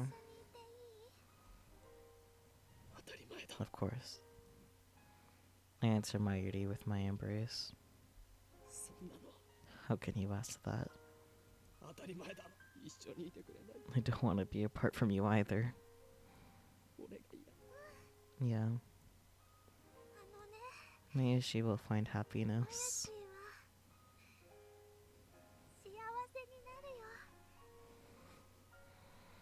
Does saving Mayuri first between the two of them feel backwards? Because Kurisu was very firm about what she wanted to happen.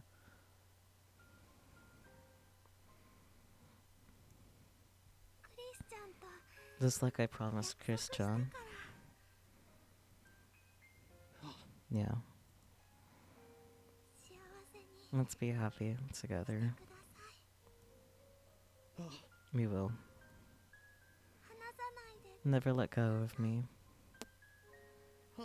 I won't. Let me love you forever. Of course.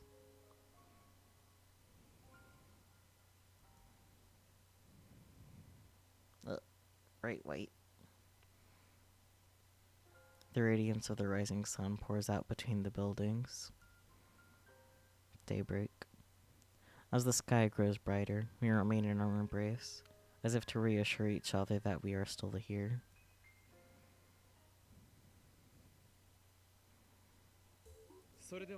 The time has come. We will now commence the final phase of Operation Verthandi. Mayuri and Daru turn to me and nod. Today's the last day of Komima. Daru wanted to attend, of course, but a little begging convinced him to prioritize the operation. I take a look around the lab. These 20 days have been constant change. It's incredible to think that at one point, this lab had to hold 8 members. And now we're back to 3. The memories we made. The experiences we shared. To save Mayuri, I'll undo them all. There's sorrow in me, and guilt. I engrave them deep inside my heart. I'll never forget, I mustn't forget, these long yet short summer days. But still, I chose to erase our memories. I chose to return everything to normal. Suzuha's mission is irrelevant. I'm not doing this for the future. As long as Mayuri lives, nothing else matters. Daru, you may begin. You sure? Yeah. Okie dokie. Daru starts typing on the IBM 5100. It's already connected to his main computer. This will get us into CERN's central database, where they keep the data they mine with the Echelon. There we will locate the first email I sent on July 28th, and erase all trace of its existence. With this, I can reach the beta world line. At last, Mayuri will be safe. I look at Mayuri. She's on the couch, sitting straight as a ramrod, with her grandmother's pocket watch pressed to her ear. She stays still, with her eyes closed. Whenever Mayuri wants to calm down, she listens to the sound of that pocket watch. Ever since we parted with Kurisu, Mayuri has said nothing about my choice. I guess she's come to terms with it in her own way. The actual work I've left to Daru, no problem there. While waiting for him to finish, I walk into the development room. In the center of the room is the time leap machine. I squat down and gently brush my fingers against the microwave surface. It's cool to the touch. I've made irreplaceable friends because of this thing, and because of this thing I've hurt them. But I don't want to blame the tool. It's how you use the tool that matters. Never got to admit, it saved me more than once. But still, once this is over, I'll destroy the time leap machine. You must never make the same mistakes again. Okarin, I found it. It's really there. The D-mail I sent, it's there. It sure is, man. The other points to a string of characters. My name is there, followed by the message I wrote about Kurisu's death. 3 lines total, each 12 characters long. The data led CERN to our doorstep. At FB's instruction, Boyaka and the Rounders attacked. If Suzuha is right, then by erasing this data, we will escape the attractor field alpha, where CERN dominates this future. Or the future. I can read so good. That'll take us through attractor field beta. To the beta world line within its range of convergence. To a future without Mayuri's death. Mayuri is standing next to me, gazing intently at the monitor. She grasps my hand firmly. Oh, Karin. It's okay. She looks anxious, so I pat her head to calm her down. Everything's set. One press of the enter key and that data's gone. The other stands up and gestures to the open seat. I leave that honor to you, Okarin. I sit down and face the keyboard. This time it ends. Kurisu's face floats through my mind. I'll close my eyes and take a deep breath. Goodbye, Kurisu. I slowly raise my right hand and extend my index finger. Victory is at hand! Deader twitches at my cry. With unimaginable brilliance and unwavering conviction, I have defeated our vast and powerful enemy and now stand triumphant on the field of Ragnarok. I give thanks to the comrades whose sacrifice made this victory possible. One press of this key, and Kurisu will die. I firmly grip my coat at the shoulder, where it has been stitched together with jagged pink thread. It did end up being pink. Is Ragnarok thematically relevant? I don't know enough about that stuff, so... The coming world is the world I wished for. I wish for Mairi to live and Kurisu to die. That is the truth, and I must never forget it. This is the choice of Steins Gate. This is the choice of Okabe Rentaro. El Sai Kangru. Oh god, when was that last said in the series? Jesus. Let the world be reborn. I swing down my finger and strike the enter key. Click. 1.1. Let's go. After a while, the spinning stops, and color gradually returns to the world. Reading Steiner activated. The world light has changed. I look around the room. Next to me is Daru. Behind me is Mayuri. I reach out to her, and she takes my hand with a smile. Everything is where it should be. It looks like nothing has changed at all. I gently touch my coat's shoulder where Kurisu fixed a torn seam. It's gone. My coat isn't torn. The stitches, uneven from having been sewn in the dark, have disappeared. There's no trace of that ridiculous pink thread. I stand up and head to the development room. Underneath the table, the time leap machine. No. That's not the time leap machine. That's the phone wave name subject to change. The upgrades Kurisu made are gone. Nothing has changed. This world is exactly the same. In all respects save one. Kurisu was never here. I thought that I was prepared for this. But now that I'm face to face with the cruel consequence of my decision, I feel powerless, defeated. I want to cry. What's wrong, Okarin? Mayuri runs up and grabs my arm. Say, Mayuri. Yeah? Who was Lab Mem 004 again? I need to ask, even though I know what the answer will be. 004? But Okarin, there's only 3 Lab Mems, remember? Okarin, Mayashi, and Darukun.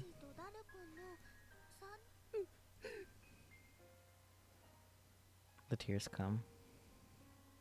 I crumple to my knees and cover my face with my hands. Yeah, right. Our lab doesn't have a 4th member. It never did. Her existence was rejected by the world. Okarin, something really sad happened, didn't it? Mayuri rubs my back.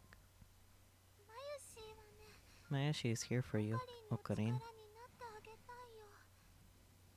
I embrace Mayuri. I stifle my voice and cry. Okarin, don't cry.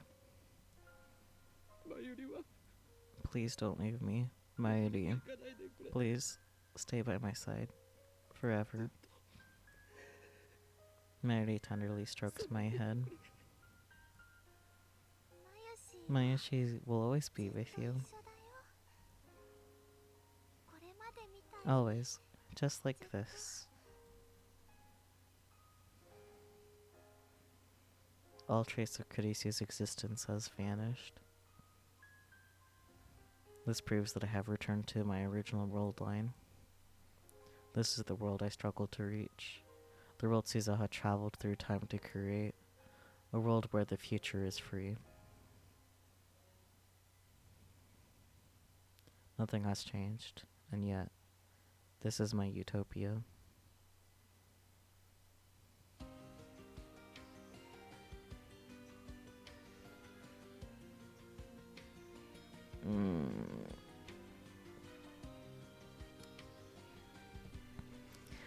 Thoughts and feelings, everyone. Wellness check. You guys holding up well?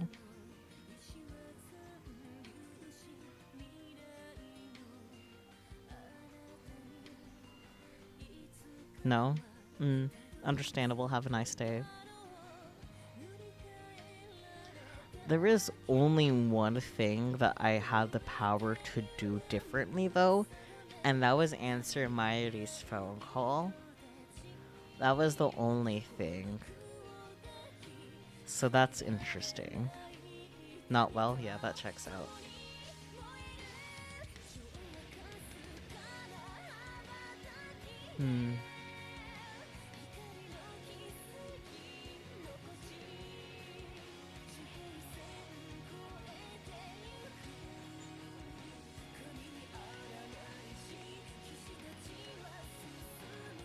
The Kurisu ending will be interesting. Because that means letting Mayuri die, you know? Oh, huh, indeed, yeah. That was the only thing I could have done differently. Actually answer the phone when Mayuri called when they were talking. So...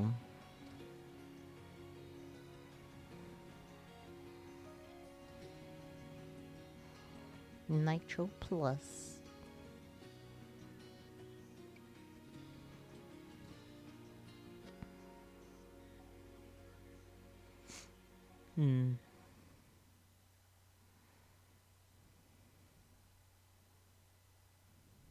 Hello?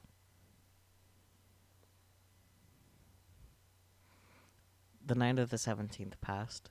The night of the 18th passed, and Mayuri still didn't die. I've kept a close watch for 3 days since then.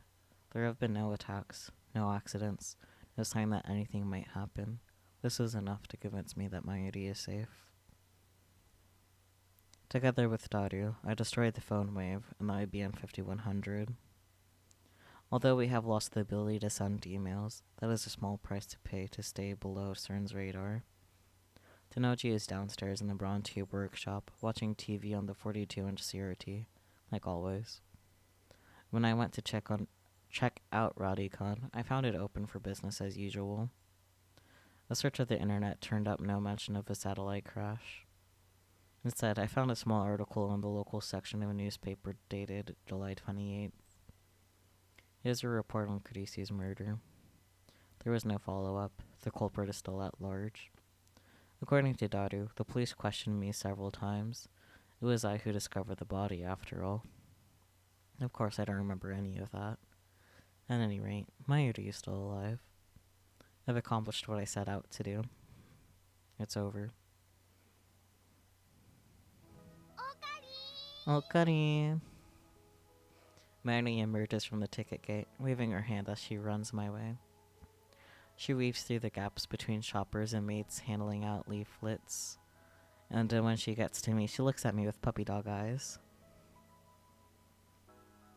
It's not even close to over. It has to be, because they literally destroyed the, phone wave name subject to change. They can't do anything else.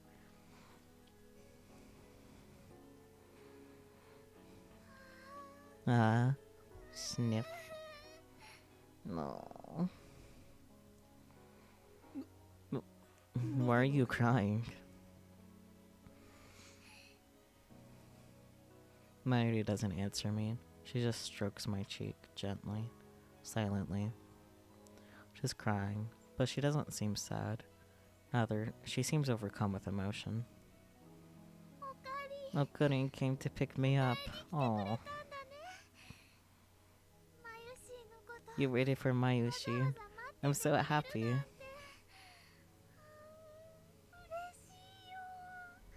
I'm not expecting a lot of extra game or anything, but maybe a twisted with cliffhanger, especially since the true ending is separate from this.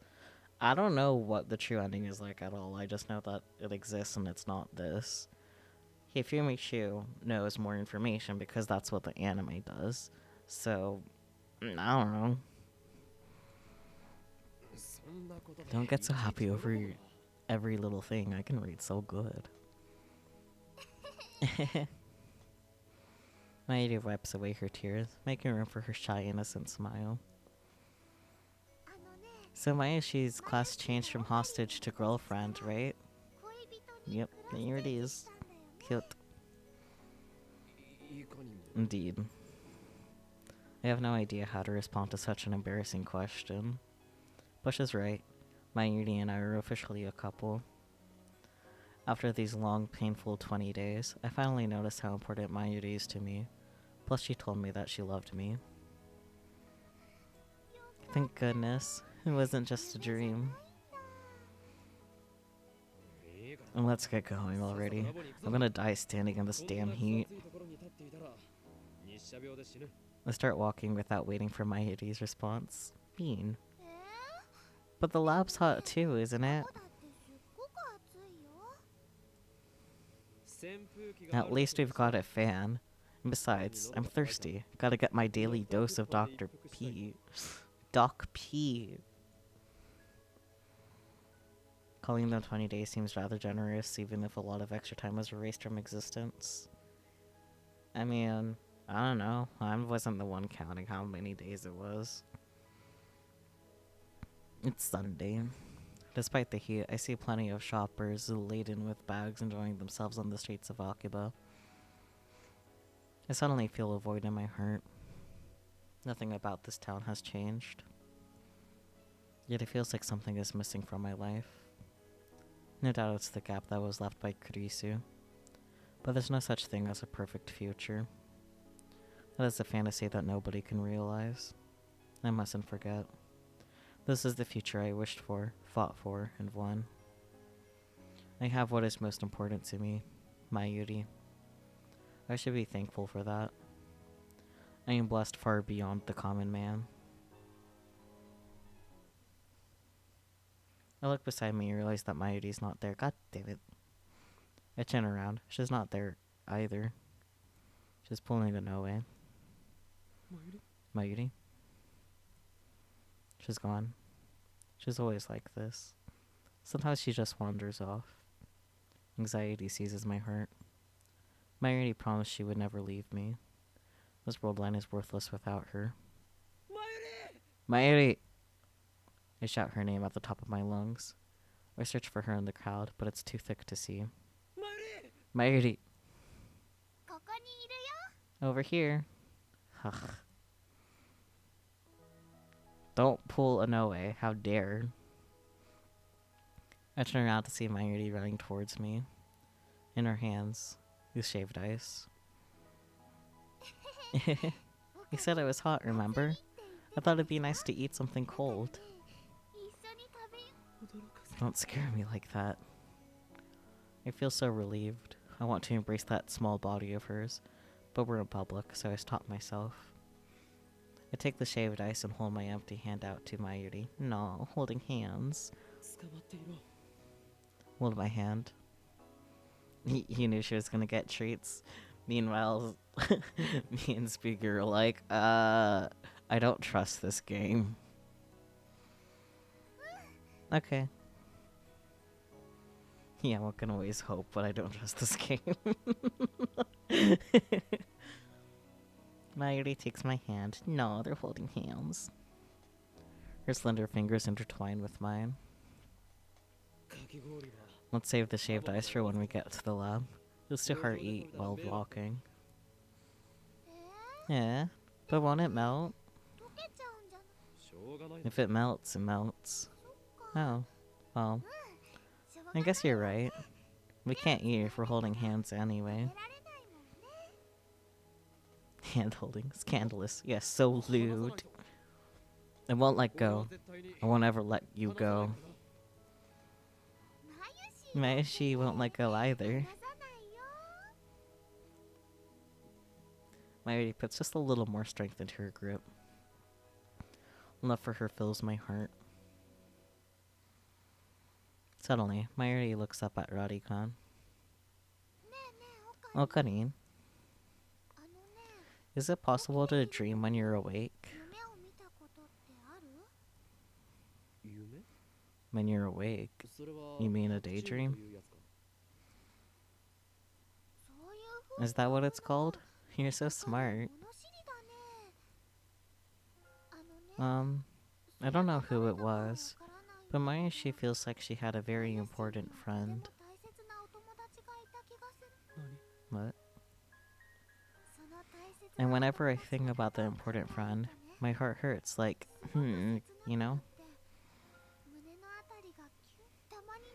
And sometimes I hear a voice. Like, voice? The voice tells me to find happiness.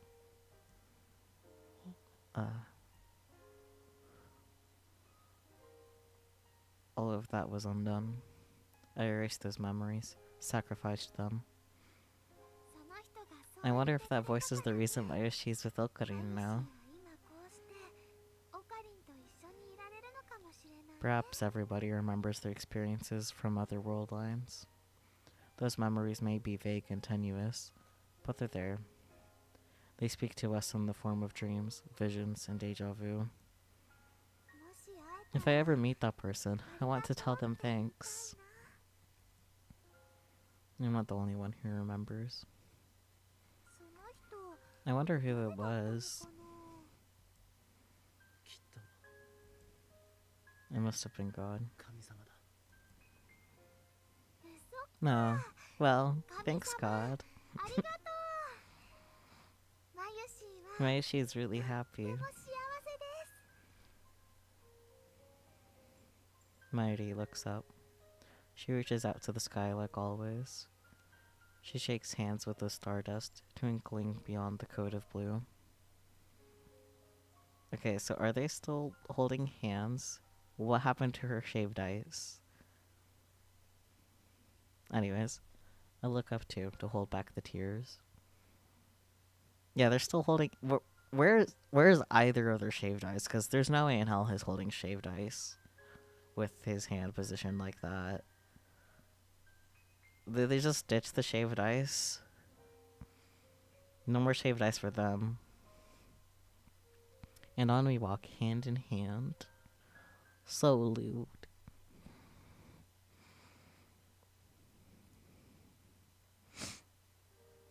Well, writer for gore, yeah.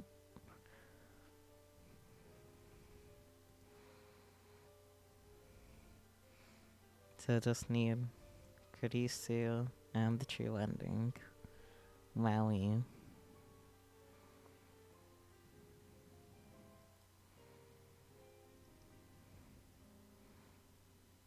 Well, time to undermine the wishes and acceptance of every character we deeply care about. Oh no. Add a jump scare. I guess that was pretty perfect timing of the ad though, then. Well. Just suddenly giant screaming video game monster. Oh no.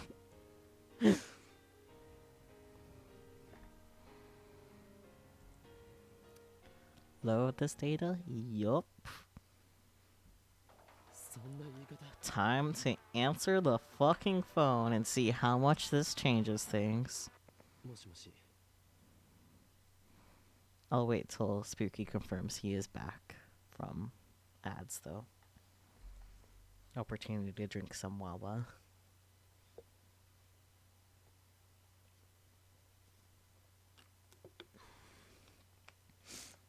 Welcome back. Let's see how much this phone call changes. Hello. Ah. Mayuri? Yeah. Displayed on the screen is Mayuri's face, devoid of its usual brightness for some reason. Yeah, video call on a flip phone. You can see the little camera. Or this one is the camera. One of these is a camera.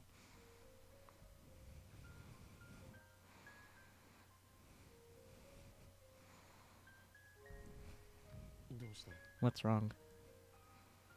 I heard from Daru-kun that Okarin's been acting kinda strange.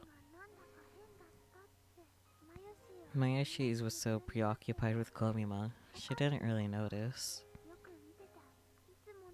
Even though she usually notices right away when Okarin's not happy.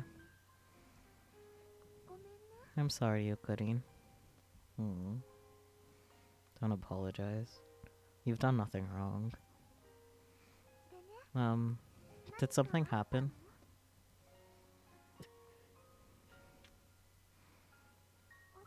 Okarin? Honestly, I assumed the pin dot was a microphone, but now that I see that there are two pin dots, which, yeah, one of them might be a cam. Honestly, looking at it, I'm pretty sure the one at the bottom here has to be the camera. Or... yeah. Yeah, I'm pretty sure this one has to be the camera, the one on the bottom. But anyways. Flip phone anatomy aside. I can't tell her. I can't. I've kept it a secret from her all this time. That's the way it has to be. There's nothing wrong.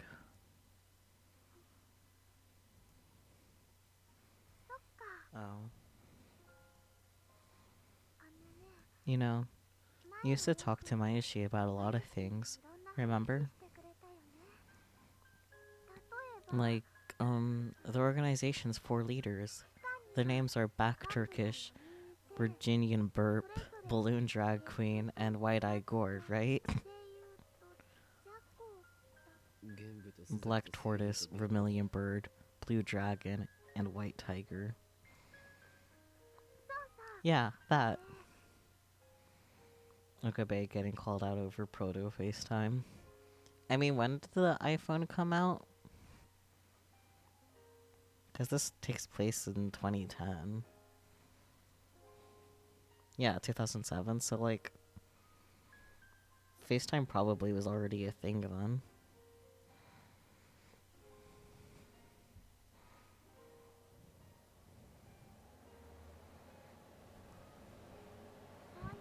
You know? It was really fun talking to Okarin about stuff like that.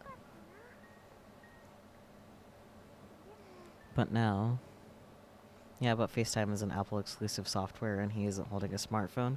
I understand that, but that doesn't mean it's proto FaceTime.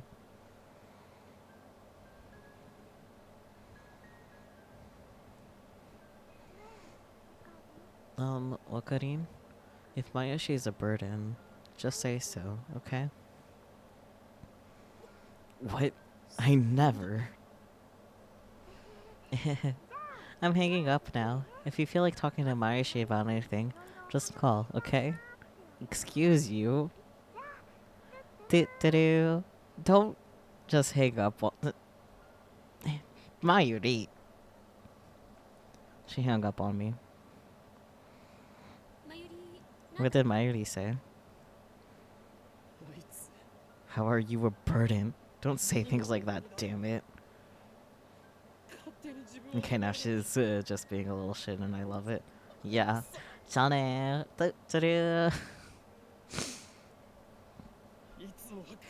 Why is she only serious at times like this? A burden, huh? I've never felt Mayuri as a burden. Not once. Then you should tell her that. Maybe it wasn't a good idea to leave Mayuri in the dark. She never looks like she's thinking anything, and yet she saw my doubt. Either way, I can't tell her the truth. Okabe. Kirisu sighs, then glares at me. The old you wouldn't have worried about anything. Anyway, you should go see Mayuri. Okay, so far this is identical to the email. I don't think so. I'm sure she has a lot to say. Just right, even if I don't tell Mayuri the truth. Or, actually, never mind, you were right. I need to at least tell her something. I'll postpone my decision and go see Mayuri.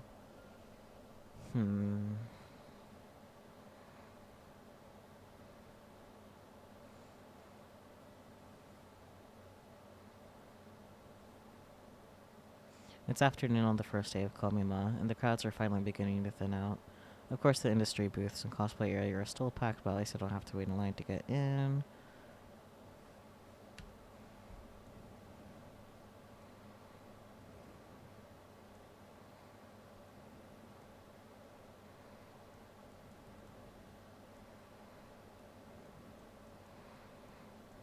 But I can't call her.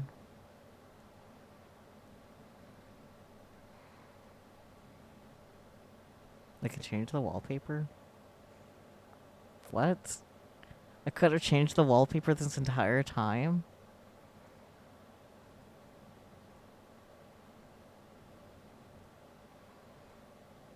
What the fuck? I could have had the phone decorated this entire time.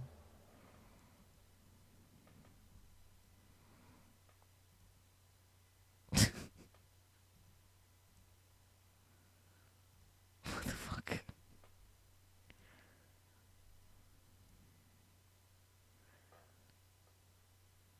Pop phones be so basic they can emulate the experience within a visual novel. I mean, yeah, but like...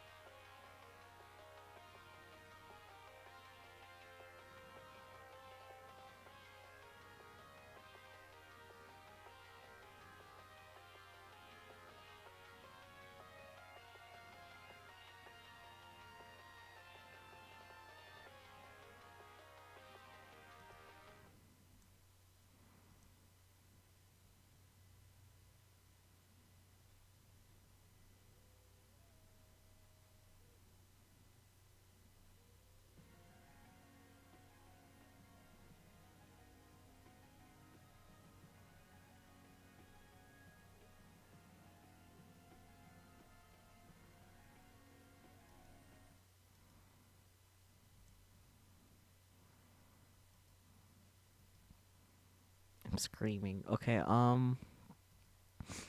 but anyways, I was just trying to see if I could call Mighty because she said to call her anytime to talk to her, you know?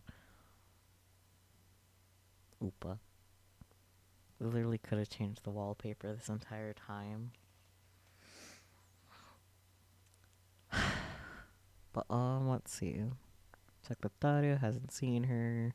Cosplay ends at 4. Can I try calling her now?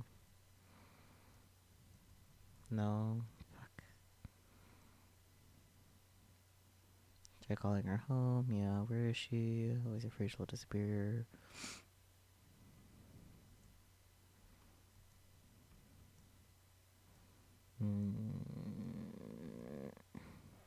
That was the only thing that was prompted that I could have done differently, though.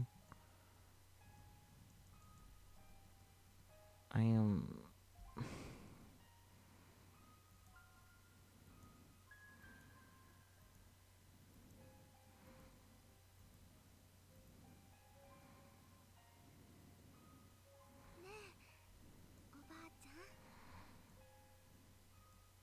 Yeah, it makes us like I can't call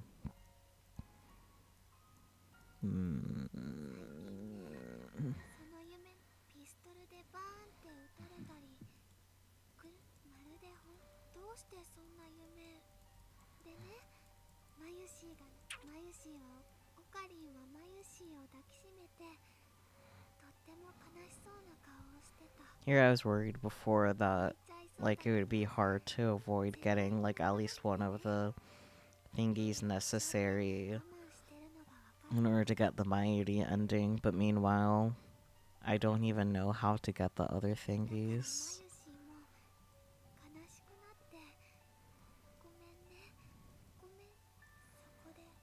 Hmm.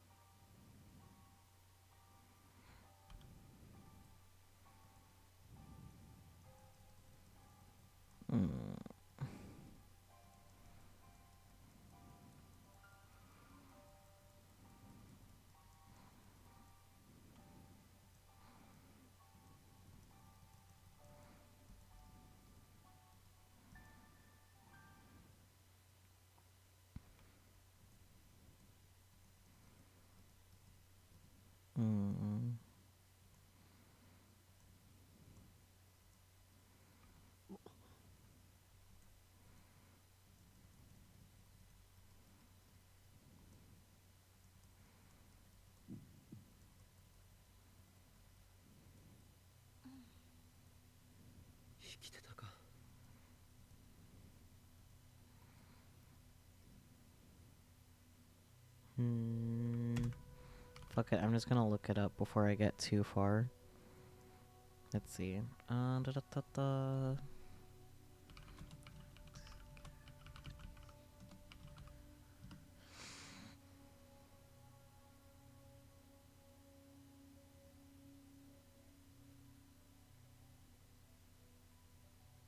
Are you kidding me?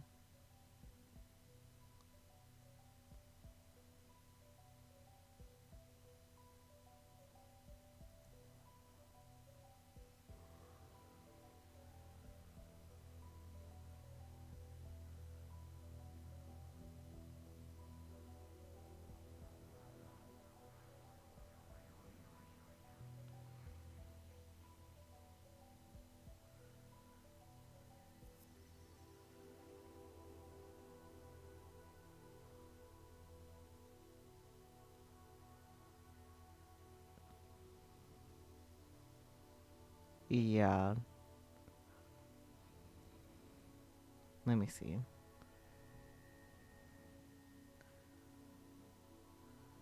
Because in order to get the Kurisu ending, I just need one of the flags, so...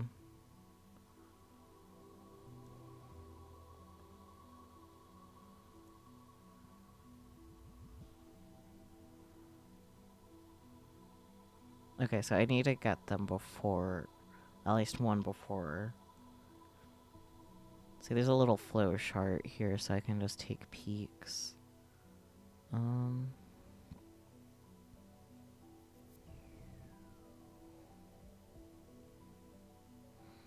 Trying to figure it out. It's kind of hard to read the flow chart.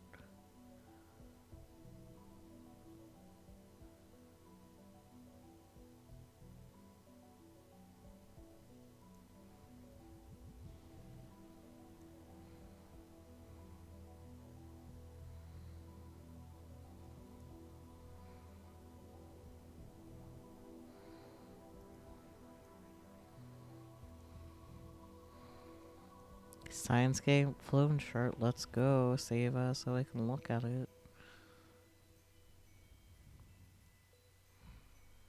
Okay, let's see.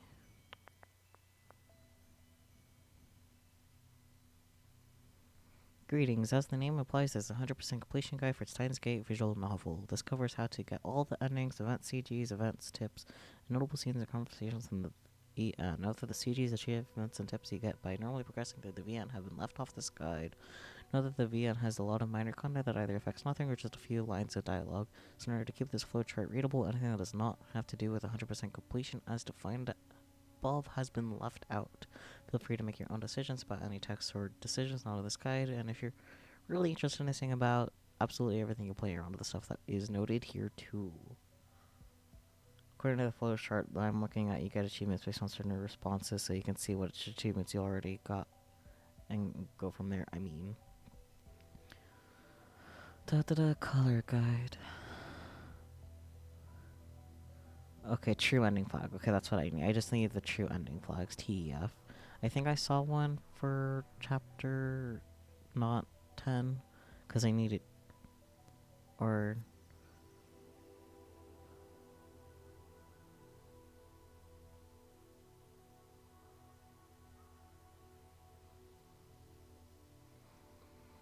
I'm on the roof of Radio Kaikon after going back 56 hours with 2 time leaps. That is a true ending flag. But I have to receive a mail from Kurisu. Okay, so that's the final one. Do I have to get the first one?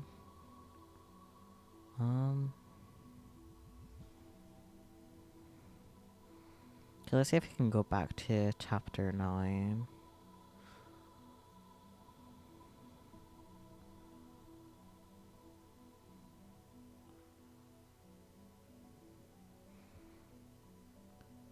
And that way, that would be the easiest way to get to Kurisu's ending. Because I just need one true ending flag to get Kurisu's ending. I would have to go back to... Let's see, where's the first true ending flag? First true ending flag is... in chapter 5. So we can save that for next time.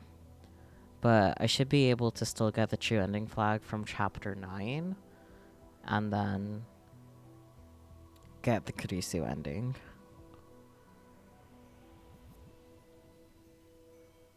So this should be my first save from chapter 9. Load.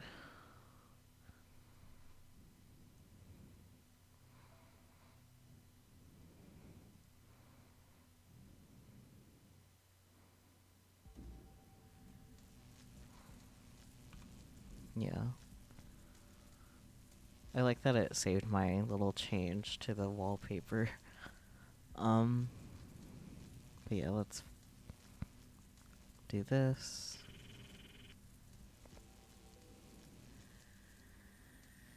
Has become a pigeon. Yeah, Spooky has become a pigeon.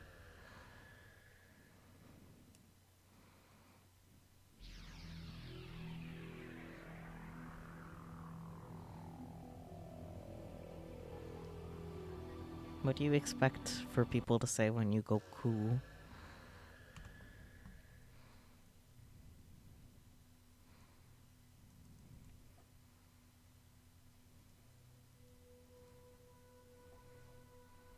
Sorry, I gotta go look at the flow chart again.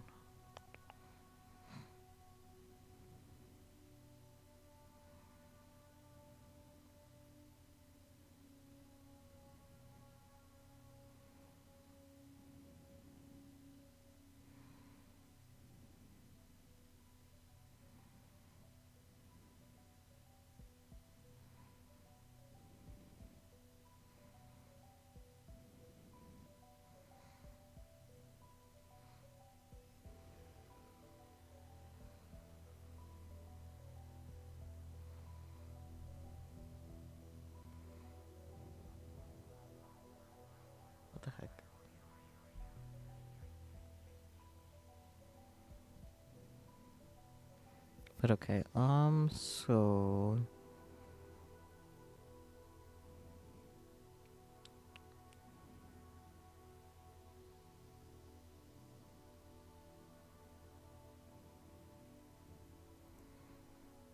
we have to get through a lot again.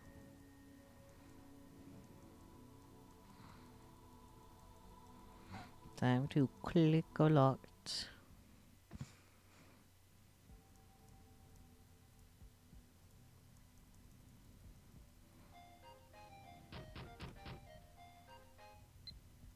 No, just Miami.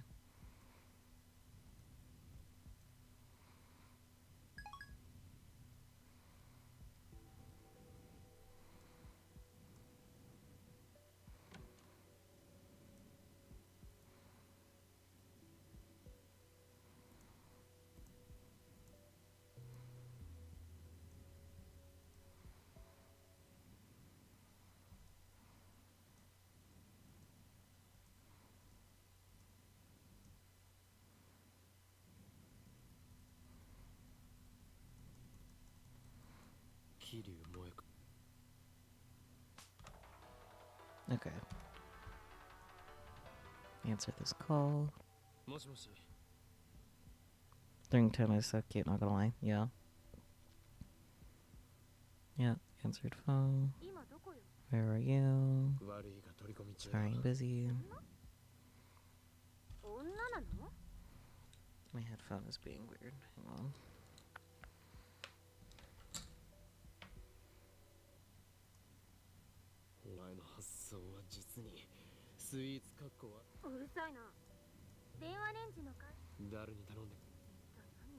What are you doing? Things. Okay, let me just double check what it says for the true ending flag.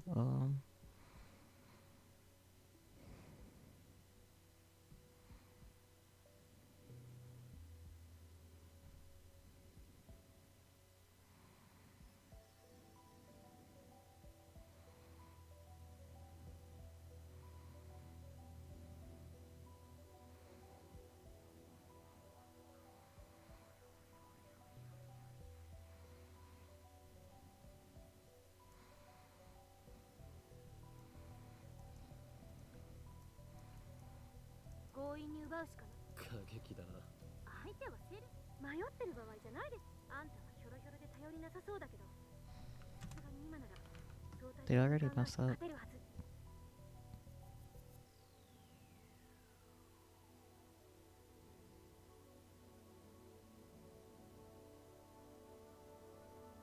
Okay, seems like I can actually only get the true end, or...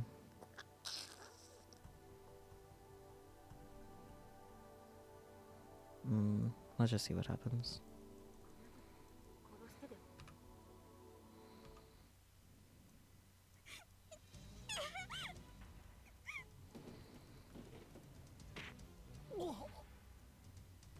Okay, have fun being right back.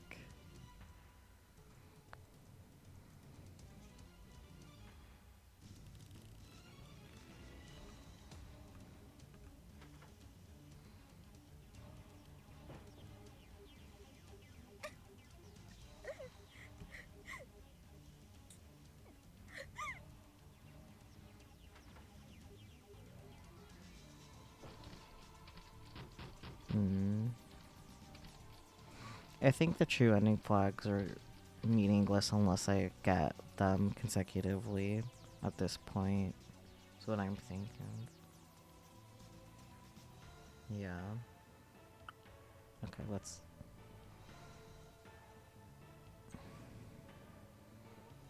They start at chapter 5, I believe, right?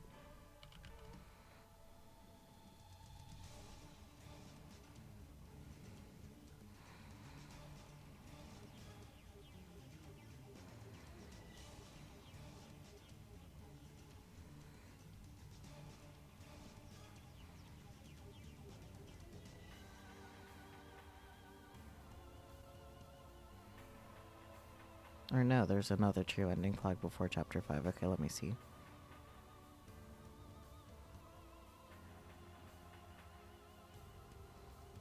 Okay, I see what you meant when you said chapter 4.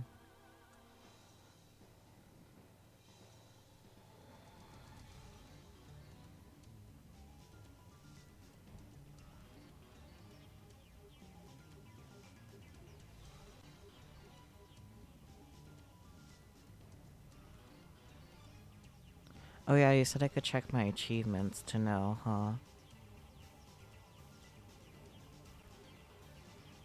Discontinuous failure. Here, let me...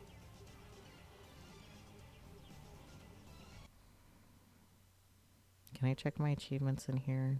I don't think so.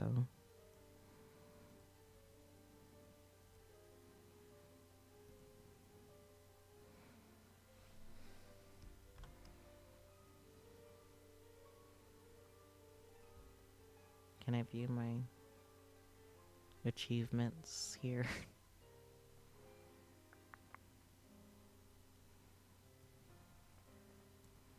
Oh, here we go.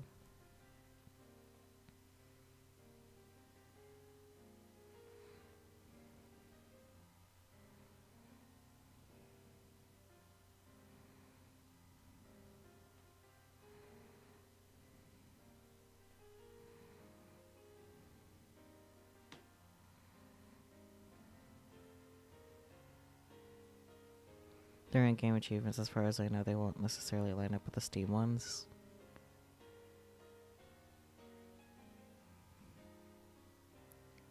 Sure.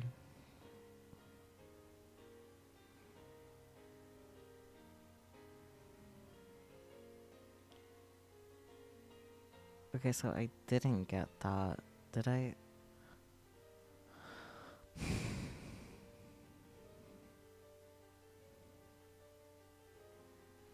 Cleared someone's mail without reading it. Did I accidentally clear the message with the flag? I think I might have cleared a true ending flag message. Because, like, the first possible... Like, if I were to mess up getting the true ending flag from the very first thing, it would have been the discontinuous Qualia one. So, like...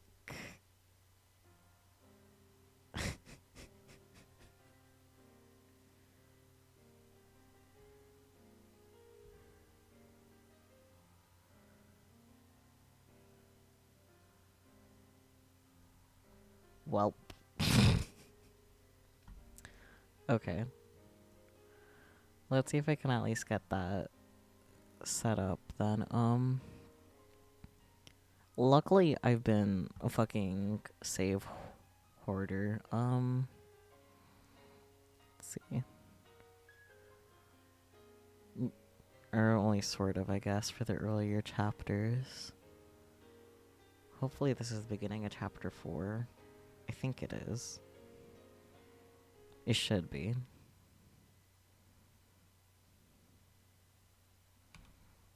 Already got a mail. It's from Ferris.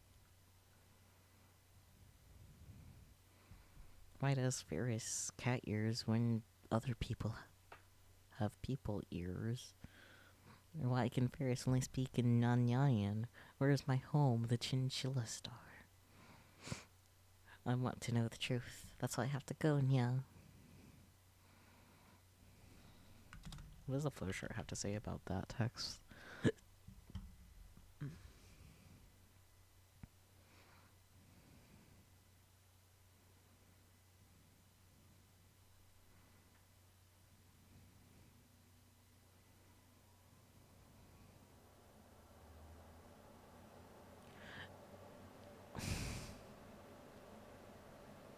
Okay, so bad news about my only chapter 4 save.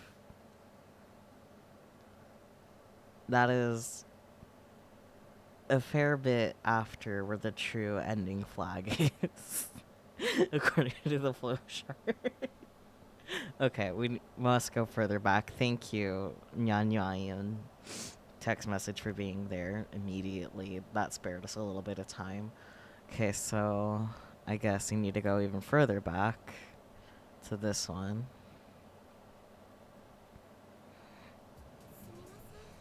Pardon the sanitation. Malcolm mold.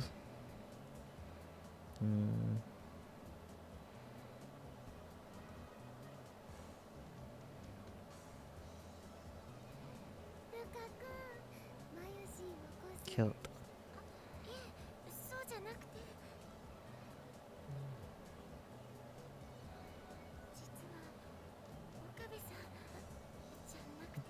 I don't remember what was happening at this point. Oh, the lotto ticket.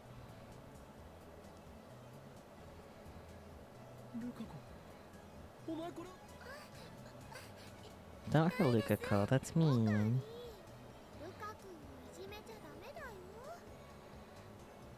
Okay, let's just... I feel bad to skip through it, but...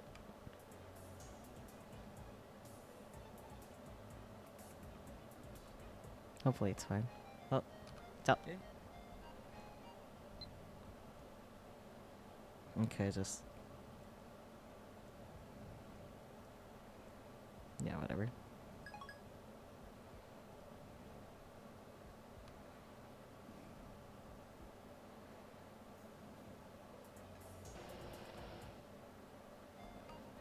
Stop. Back. No.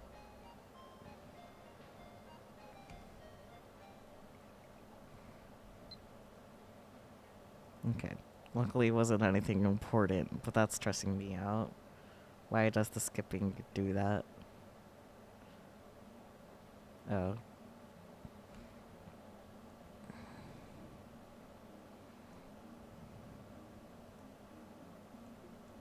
No, you can't possibly mess up, huh? Or what? What am I supposed to be doing?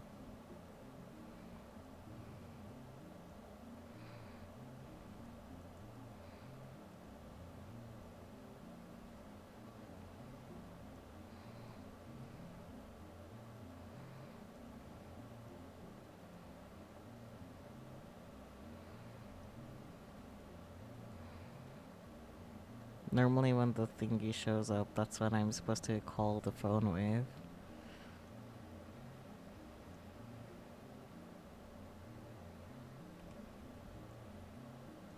Get in touch with... okay, that's what I needed to do. Okay. I would have actually figured it out if I kept clicking around, I guess.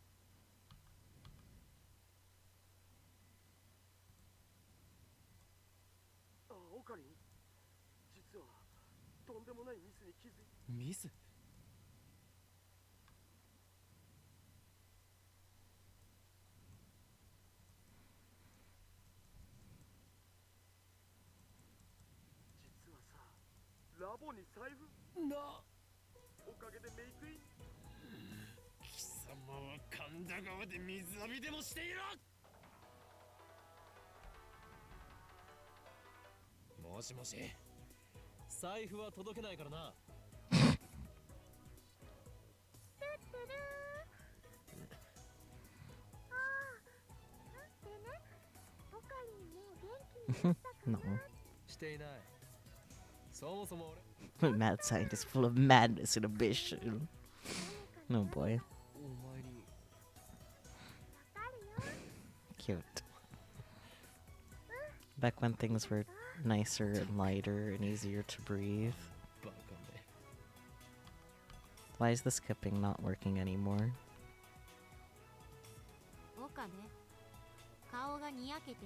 What did Q do?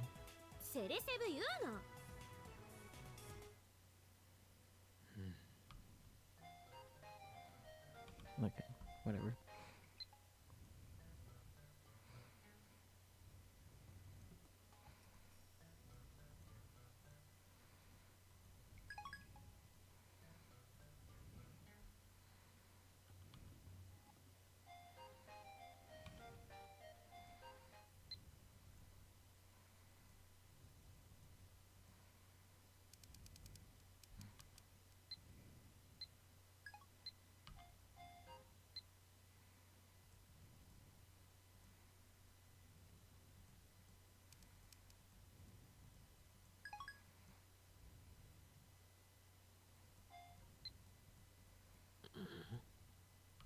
Alright.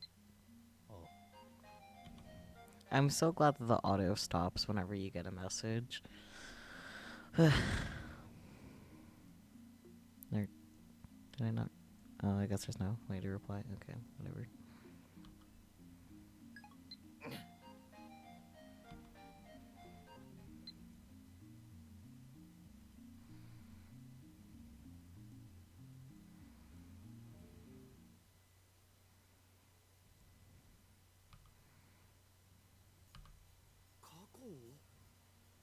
Okay, so we're back in chapter 4. Wait.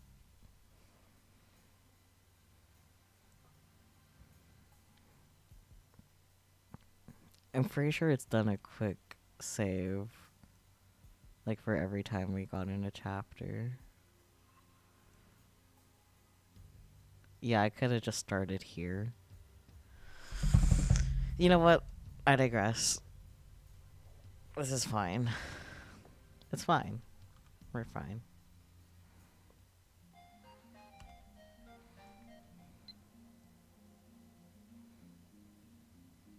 Okay, I'm going to pay attention to this.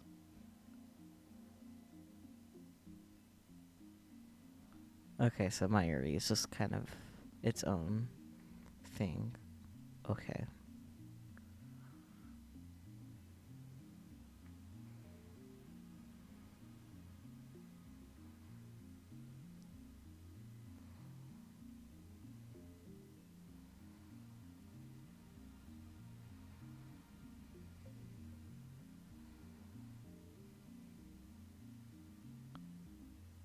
Okay.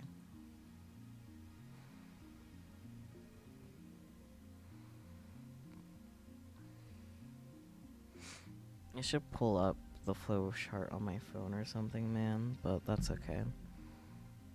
It's fine. Gumbum.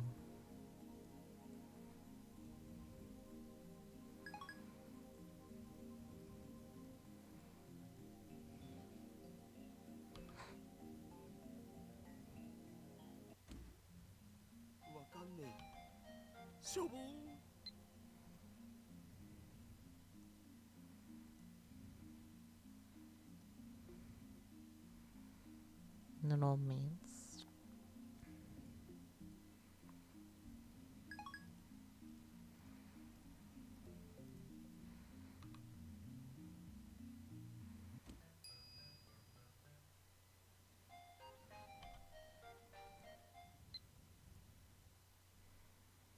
I must have accidentally missed this then, though, because, like...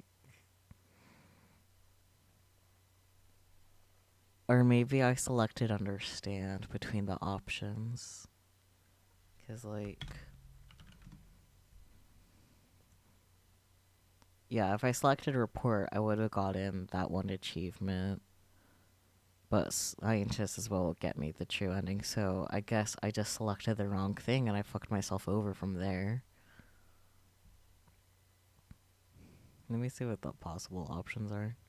If you're so confident in your superiority, then show me your power. Yeah, okay, that makes sense that I would pick that. Let lesser men worry about such things. They have inventions to build and discoveries to make. But yeah, okay. Hi, Hifimichu. So we have finally got to starting the process of getting a true ending flag. So, all the way back in chapter 4. I'm not a mere scientist, I'm an insane mad scientist. Before I hit send, let me quadruple check that this is the right thing. Like on the flowchart, if you receive mail Mayuri speaking of lotteries, you may bypass nearly the entirety of the rest of the chapter.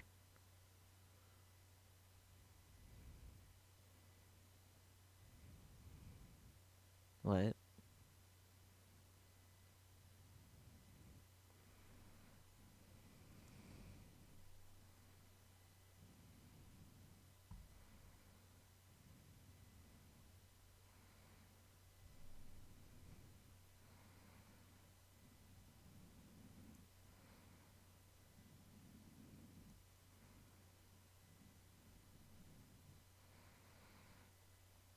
Let me know when you're back from the ad so I can tell you that you're wrong about the flow chart.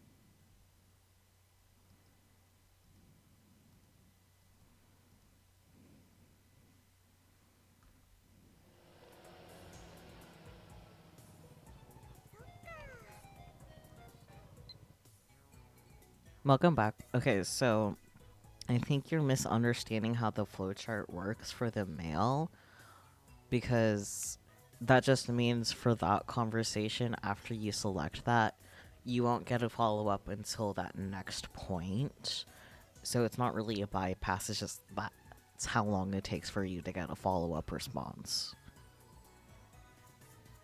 There's no skipping around any parts of chapters unless you do something that affects the world line. Yeah. What do you mean mad scientist? More like bad scientist, am I right? I'm pretty sure bad scientist is the one. Let me quadruple check. Yeah, select bad scientist. But let me see what the mad option is. If you don't know what mad means in this context, I'll tell you. It's the insane definition. Goodness. If that's a pun my grandpa would come up with. They're wild in here.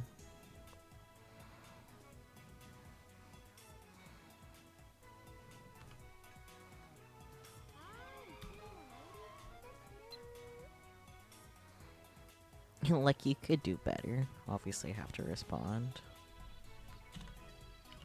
Obviously, I say, and then it proceeds to quadruple check. Yeah, okay.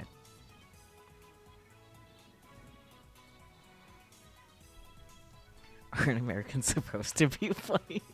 What have they been teaching you over there? Oh boy.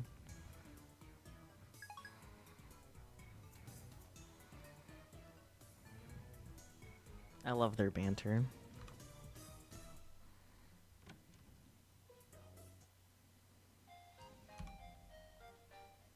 Nah, say so, huh? Drawings of cute girls.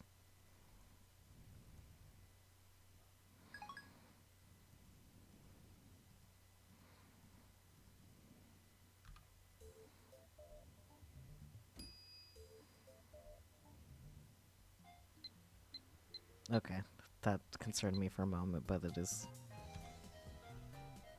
seems to be plot relevant. Yeah. Oh, it's because of her and the way she just sends message. Okay, yeah. I want to keep my message secret. Oh no, poor baby.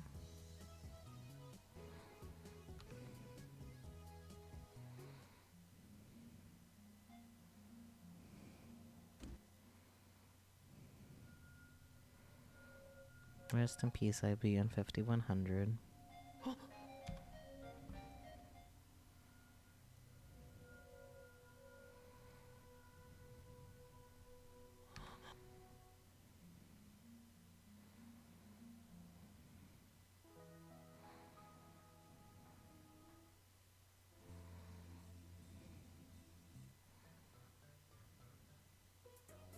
I guess it's kind of fortunate in a way that, like, I managed to mess up the response to this first message, because I had no idea this is how the true ending flags worked. Because then it would have been a lot more of a pain to have them, like, gone back to go get my Yuri thing. You know? Like, I'd rather do this.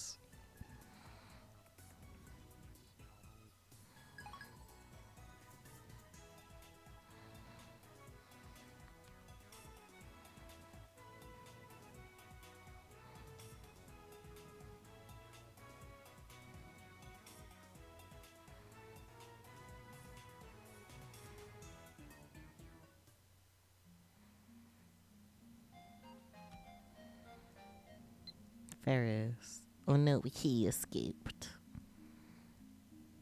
A rat.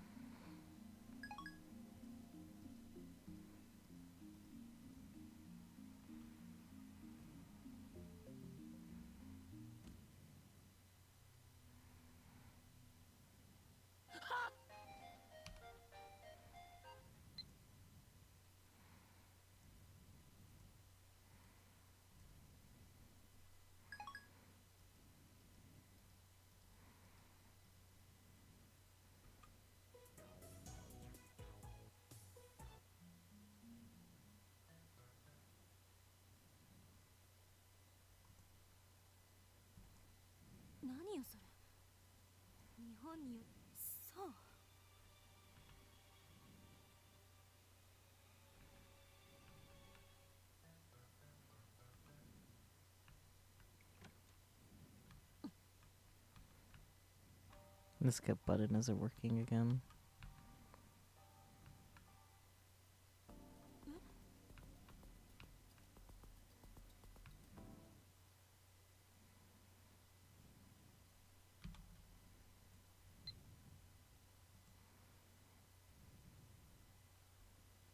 Okay, so we're at this point again. Let me double check that I haven't fucked things up somehow.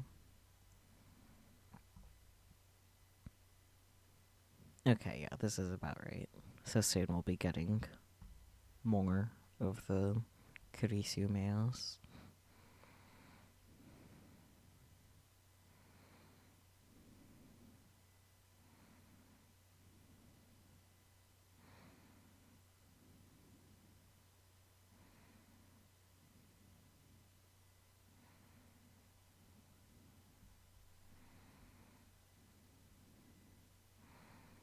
Okay.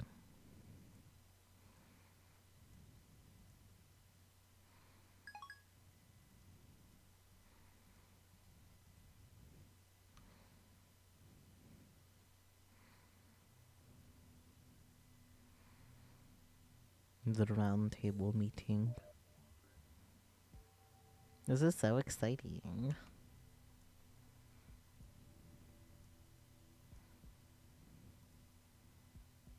But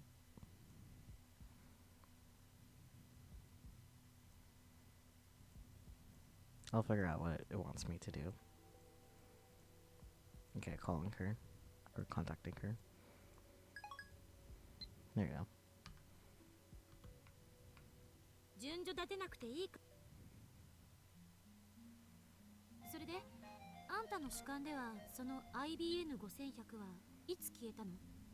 ついさっきの話なの？確実にこのラボ。Who's them? Who am I calling? I'll figure it out.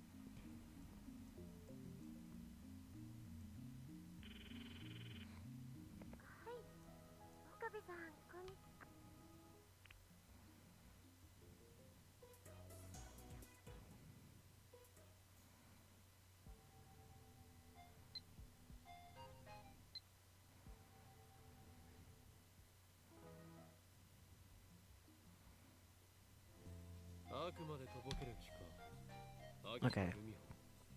Is it okay to leave me alone here? I'm an outsider, remember? I could steal all your precious future gadgets. I am 95% sure the option that I need to select is outside.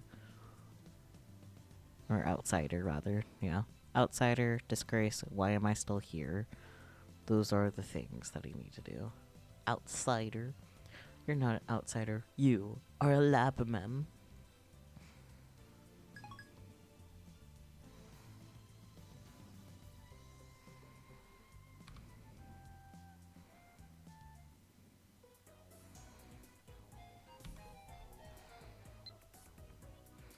Yeah, it's a disgrace to be thought of as your partner. People will start doubting my character. Anyway, finish your errands and get back here. Then why do you keep coming to the lab? In truth, you're so happy to be a labman that you can't help it. Isn't that right? Ferris also do be like Colin 3. She's a little meow meow. The meowiest meow, one could say.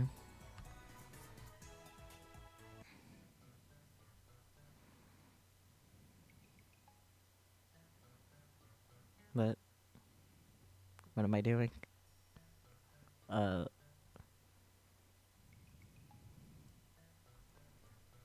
Just gotta triple check. Okay. Guess we're calling pretty soon.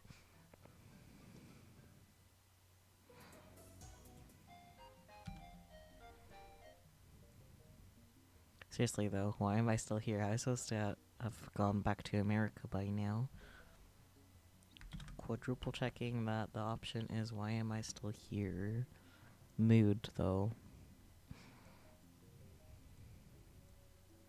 It's the choice of Steins Gate, else I congru.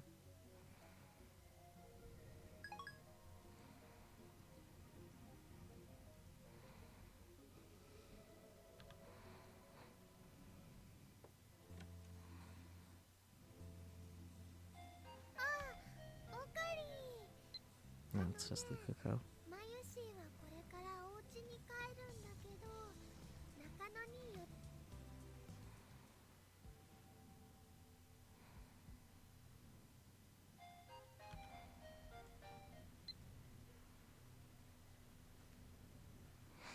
Baker, I don't know about the Steins Gate thing, but maybe Chaos 3 can explain how you derailed my life, lol. At any rate, take responsibility for getting me involved. Well, why don't... what don't... It only takes one true ending flag to get the Kurisu ending, so... You bet we'll be taking responsibility for getting you involved. Don't worry about that one, sweetie.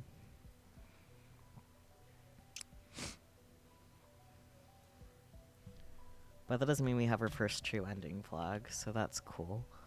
It is almost midnight, so I think I'll just leave it here and we can get the other flags later. Yeah, so we'll just have to go snag all the other true ending flags. Well, maybe not all of them, because if we have all 6, then we can't get the true ending. But if we get all of them except for the last one, which I believe is in Chapter 10 anyways. Yeah, so I just have to not select where you are when Kurisu asked where are you now when we were in Chapter 10. So...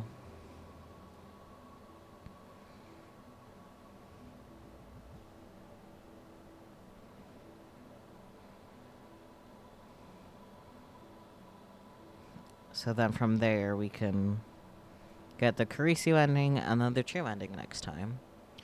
But for now, I am going to save. And then we can, yeah, get all the other flags except for the one in Chapter 10. Then get those endings. Whee! This is a very fun time. So wholesome. I am tempted to just print out the photo chart so that way I can just physically look at that next week. We'll see what happens. For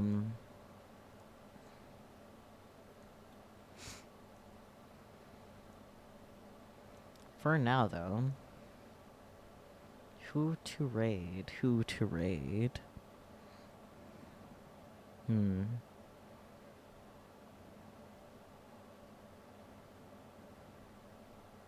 Is anyone else playing Steins Gate right now? Let's see. Nope. I am the only one.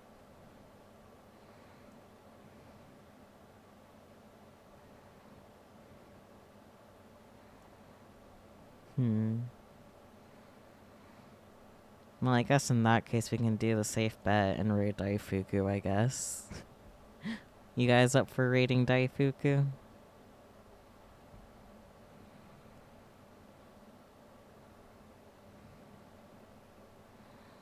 Yeah, okay.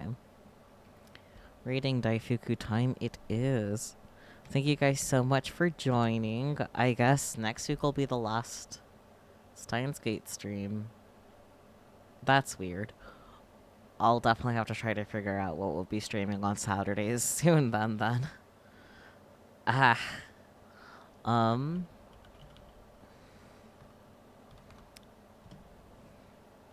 yeah, I hope your feelings are faring. Yeah. Um, until tomorrow, we'll be playing There Is No Game. That is the name of the game. It is a game. It should only take us about 3 hours or so to complete. So, yeah. Until tomorrow, which is in a minute now. So I'm just gonna rate Daifuku now while it is still Saturday. Okay. Bye bye.